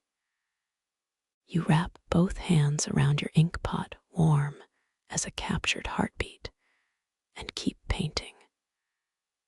Rain drips from the Scriptorium ceiling, plinking into 5 abandoned inkwells. You trace warped vellum, still damp from yesterday's storm, when a rhythmic scratching draws your eye. Brother Clement sits apart, his milky eyes fixed on nothing. Yet his compass carves flawless circles on a blank page. His left hand hunts the parchment's edge like a cautious spider, measuring margins no one else feels. Right hand twists the brass divider, one leg anchored by calloused thumb, the other gliding in perfect obedience. No hesitation, no tremor, just smooth orbits flowing from wrist to vellum. Someone mentions Clement hasn't seen daylight since age 8. A pox stole blues and greens first, then the whole visible world, yet his halos outshine any sighted brothers. Historians still argue whether cloisters deliberately blinded scribes to purify sacred artwork, or if such cases were merciful accidents. Watch his tools, compass points filed blunt, yet they indent parchment like whispered promises. His finger pads red surface flaws, lingering over Bump's sister Agnes, scraping knife mist. When he finds a blemish, he aligns his circle's edge to hide it, as if holiness demands kindness toward imperfections. You notice the ledger lines strung sideways like lute strings guiding his letters. Oh, those get added later by brothers with working eyes. Clement cares only for his endless halos, 37 per saint, 11 for martyrs, 365 for God's yearly mercies. He drains his inkwell, pre-mixed with vinegar to outlast centuries, never spilling a drop. Each halo dries quicker than breath on winter glass. Someone swears blind men smell completion better. That's why Clement never overfills his compass nib. Here's a quirky truth. Medieval scribes often kept hedgehog quills, their spines perfect for pricking guidelines Clement now traces. None here, just catgut stretched between desk nails, singing faintly when plucked. Abbot Paul declares Clement's circle's divinity, manifested through geometry. Orders every sacred name be framed by them.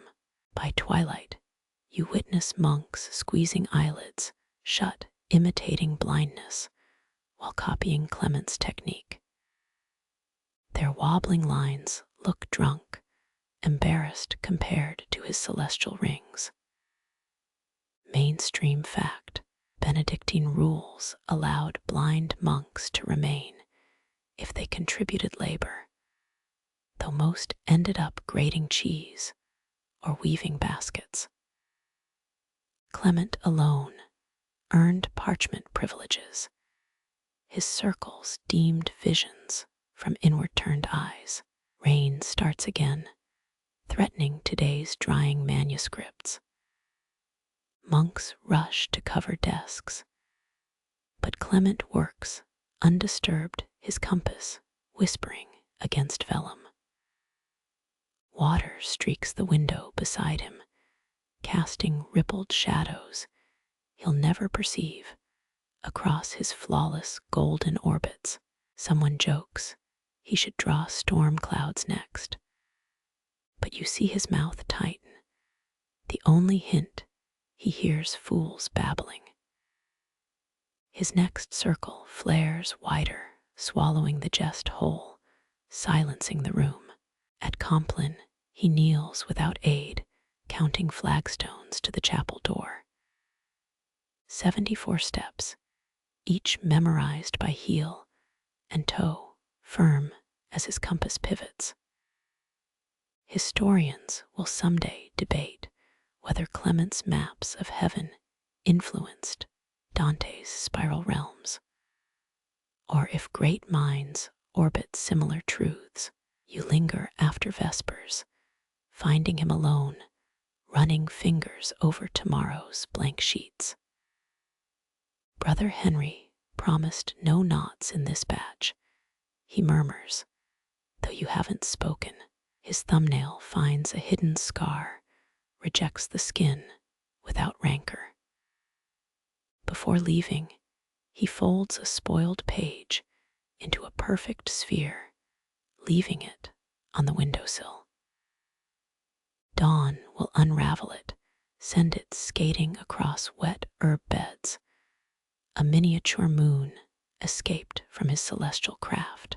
Back at your desk, you fumble to draw one flawless O, eyes squeezed, till colors bloom behind lids.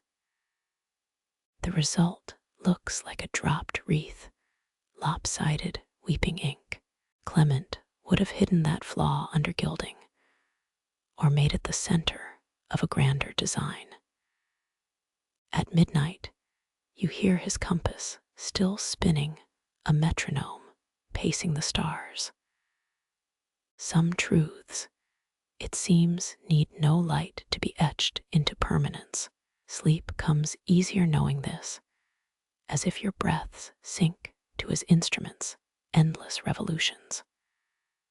When dawn bleeds through ravaged storm shutters, Clement's latest halo gleams, unbeat.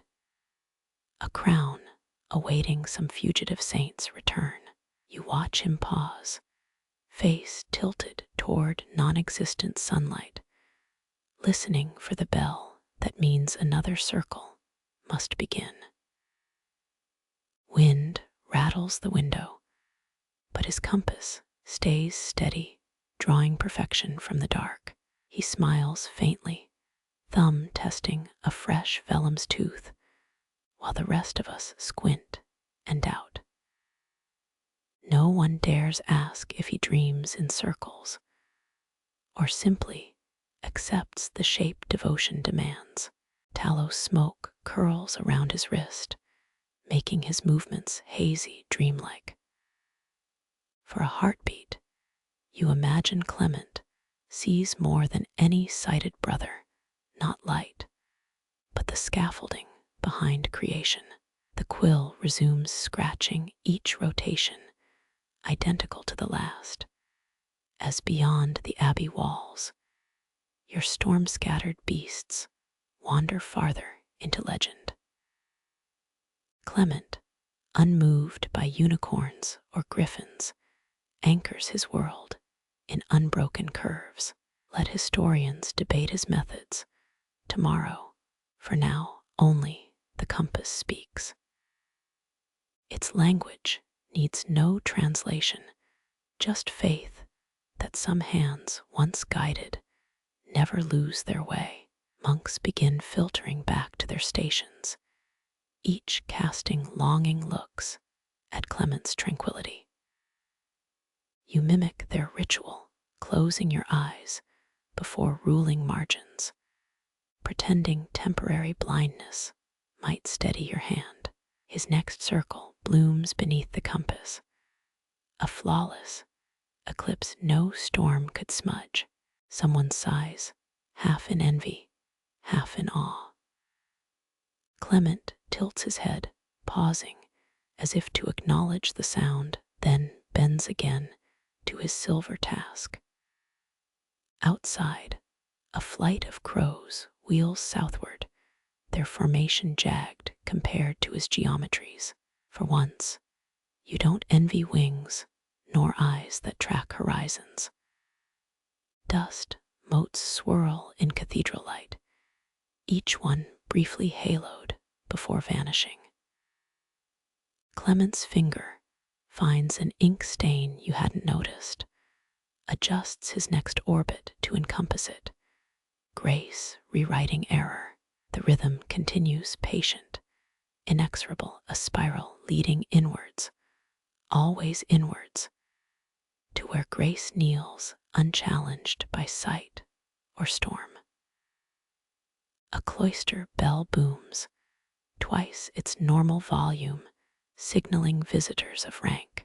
Ink pots vanish under desks. Quills stand bristled in parade rest. Ink-stained fingers scrub raw under water basins. You watch Brother Henry swallow, his Adam's apple bobbing like a fisherman's buoy. Through lead-lined windows, a procession shimmers, miters catching noon glare escorted by bored men-at-arms chewing lamb-fat rinds. Mainstream fact: bishops inspected monasteries, yearly checking for moral lapses and counting communion wine stores. Their arrival meant three things: performative piety, canceled meals, and hours standing at perfect attention. Abbot Paul hisses orders: hide Anselm's monkey bestiality, get Henry sober, pray Satan takes my lumbago today. One novice faints, stepping forward to revive him earns 12 pantry scrubbing penances. The bishop enters dragging winter air and cathedral musk, his hem weighted with Devon mud. His gaze sweeps the scriptorium like a scythe, searching for cracked vow dust. Let us admire God's work, he commands, voice polished by decades of echoed prayers and whispered threats. Panic flutters through the room. 36 hands hover over manuscripts, blocking suspicious marginalia. You spot Sister Agnes angling her psalter, hiding a doodled donkey, wearing a bishop's hat near Psalm 51. The entourage admires gilt initials, ignoring the sweat dripping on vellum beneath them. A deacon sniffs. Why does your M for Mary resemble satyr horns? Historians still argue whether medieval scribes hid heresy in embellishments, or if prudish minds saw sin in every curlicue.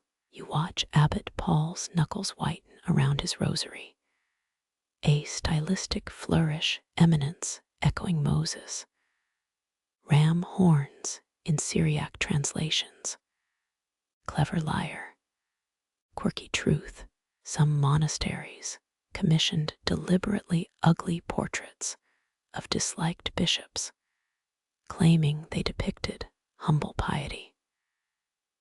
Now comes the dangerous game, presenting the gift psalter.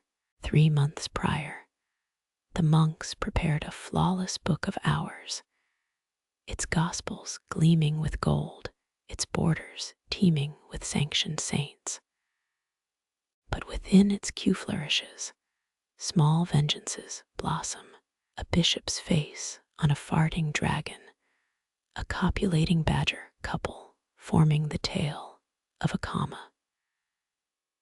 Brother Clement contributes blind-drawn serpents, coiling into suggestive knots near the Song of Solomon, purely decorative, he assures mouth twitching. The bishop thumbs through pages, lingering on the Q where a monk's carved likeness sticks out its tongue. His brow furrows, but wealth distracts him, counting gemstones, studying the cover, approval granted barely.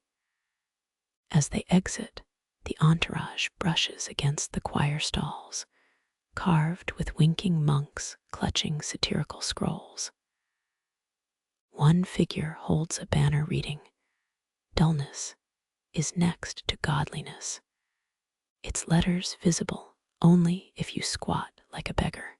Tallow smoke stings your eyes, or is it suppressed laughter? That night, over turnip stew, Brother Anselm mimes the bishop's waddling gait. Novices snort broth through their nostrils, earning a 30 paternoster penance, gladly paid. Abbot Paul retires early, his chambers echoing with uncorked wine and muffled giggles. You examine the choir stalls by lantern light, finding new mischief. Mouse nibbles, forming a robe's phallus-shaped hole, a patrolling beetle, imitating mitred majesty. By dawn, the Scriptorium hums again, compasses whispering revenge into fresh vellum. Someone hums a tavern song, replacing tavern wench with cardinal's niece under their breath. Wind carries the bishop's parting gift, 4 barrels of penitential vinegar, labeled for scribal focus. Brother Marcus redirects them to the mold-scrubbing crew, grinning as acrid fumes fill the cloister. The Q remains their favorite letter, now each loop pregnant with silent rebellion. Every downstroke hides a jester's smile, every serif poised to prick pretension. You run your thumb over their latest work, a smile spreading unbidden, while beyond the cloister, the bishop's caravan shrinks into a speck of forgiven irreverence. Sleep comes easy, dreaming of dancing QS and winking choir stalls, their satire glowing brighter with each snuffed candle. Midsummer heat thickens the Scriptorium air parchment, sticking to ink-stained wrists like affectionate glue. Normally, your quill scratch joins 40 others in whispered prayer, but today, rhythmic snores replace Latin psalms. Abbot Paul himself granted this exception, a fleeting nap when sunlight bleaches words off vellum. Historians note Benedictine monasteries adjusted summer rules, permitting brief rests during sweltering hours. That ironclad devotion bends like barley stalks under August winds. You slump over your desk cheek, pressed against cooling limestone. Before you, Genesis awaits illumination. The command, "Let there be light," still unadorned. Beside you, Brother Henry's drool pools around in the beginning, creating accidental halos. Some claim half of medieval text errors happened during postprandial drowsiness, their smudges later corrected into unholy mutations. Heat ripples make pigments swim, crimson lakes bleeding into azure skies on unfinished miniatures. A fly drowns peacefully in Henry's honeywax pot, its final buzz merging with his nasal Gregorian drone. Quirky truth, drool protected certain pigments, saliva's enzymes fixing fugitive colors better than egg tempera. You dream of winter ink, thick and slow as congealed gravy, while sweat warps your jay into a drunken shepherd. Men at arms snore upright against pillars, their chainmail dimpling like biscuit dough left in rain. A distant lunatic thought crosses your mind. Would God notice if you napped through Vespers? Historians still argue whether siestas sustained monastic efficiency or birthed the Reformation's critique of indulgence.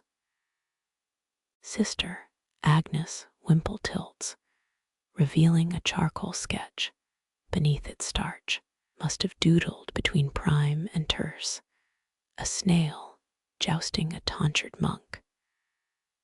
Her breathing flutters the vellum, making the snail's lance tremble with mock gallantry.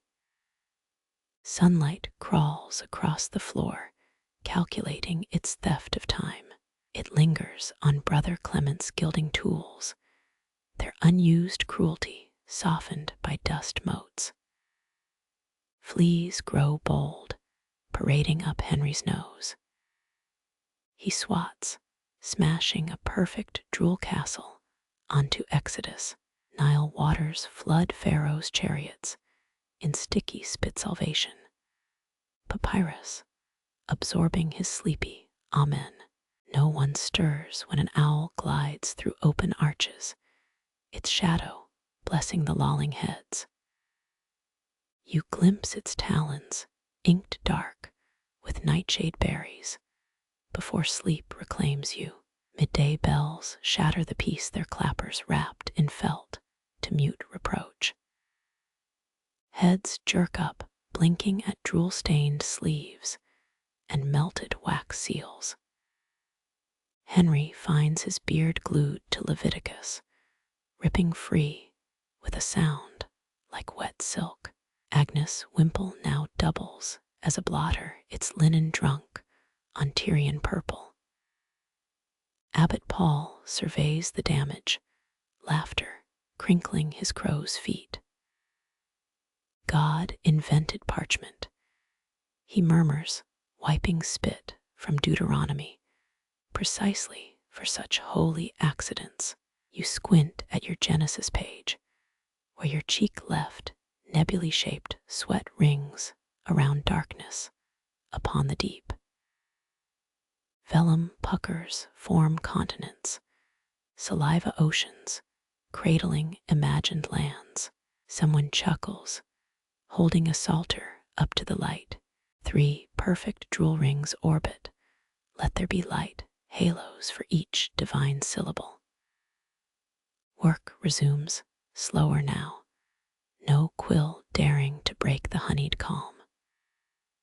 Clement traces Henry's spit stains into cartographer's seas filled with parchment whales. Agnes steals the fly from wax, placing it mid-joust on her doodled snail's lance. Heat loses its spite, drifting into late afternoon gentleness. Pens scratch lullabies across vellum, ink drying slower, as if respecting the departed nap. Each yawn stretches longer, unrebuked, until the bell choir primes for vespers. You rub eyes gritty with salt and sleep, still tasting limestone dreams under your tongue. Brother Henry absent-mindedly licks a pigment smear, blinking at sour vermilion, while salvaged manuscripts bask in westward light. Their pages bear witness. a haze of oral benedictions, the syrup-slow kiss of midsummer devotion, and damp proof that even sacred hands need rest. No one repairs the drool marks.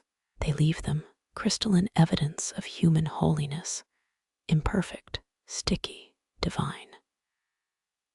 Night falls without fanfare, freshening the scriptorium with lavender-laced breezes.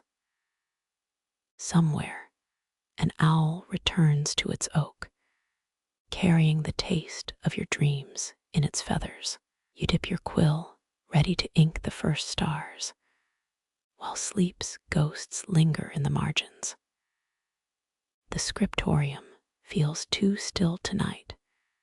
No rustling of turned pages, no soft curse when ink splatters. Instead, your quill hovers over a final sheepskin, palpably aware. No apprentice waits to stretch the next hide. Moonlight streams through leaded glass, bending across the Song of Songs like a cold lover. You recall Abbot Paul's voice last matins, gravelly with resignation, as he announced the bishop's gift. Gutenberg's machine now sits in Mainz, pressing identical letters faster than 10 scribes. Historians tally how printed Bibles outnumbered manuscripts by 40-1 within a decade. But they omit the silence that night when your sand shaker echoed alone. Sister Agnes steals glances at her buried tools, wrapped in sackcloth beneath the lavender bushes. Others mutter about Cologne merchants buying up vellum for ledger books, flesh made into prophet columns. You dip your quill, finding the remaining ink thin and grudging, like well water rationed during drought. A quirky rumor claims certain scriptoria interred their tools like martyrs, hoping resurrected scribes would retrieve them on Judgment Day. Your illumination stays austere. No vermilion, no lapis, just iron gulls stark black. No gilding adorns his banner over me is love, though Brother Clement left his leaf sheets folded beside your elbow. You leave them untouched, gold's arrogance unfit for this requiem. The abbess watches from the shadowed archway, her rosary beads silent as she counts your pen strokes. Her fingers still bear old pricks from sewing psalters, each scar an archive. She debated stacking unused quills like saintly relics, but decided on quicklime for mercy. Historians still argue whether early scribes despised printed books or secretly welcomed release from Eistrain. After Compline, the abbess leads 12 seniors to the herb garden, pickaxes biting frost-hardened earth. Each drop of sweat steams in moonlight as deeper holes take vow baskets, needles, blemished parchments, and Agnes' beloved pigments. Tradition demands no words, only the gritty cough of soil sealing yesterday's crafts. You whisper one Hebrew letter, tet, onto the buried vellum scraps for Titan's enduring grip. Some argue this tet later grew into printers and symbol, though calligraphers fiercely deny it. As quicklime hisses over the tools, you taste salt and rebellion on your tongue. The abbess presses fresh-turned dirt with her sandal, a period punctuating 6 centuries. Behind her, ivory unicorns from storm-scattered bestiaries graze in the frost, waiting for ink that won't come. You walk back inside, past hollow choir stalls carved with winking monks, past Henry's jewel-marked Genesis, still shelved among psalters. Your last line glistens damp, for love is strong as death. It's thin and perfect, like a wire that could cut centuries. The others leave you there, ink-stained fingertips resting on the completed page.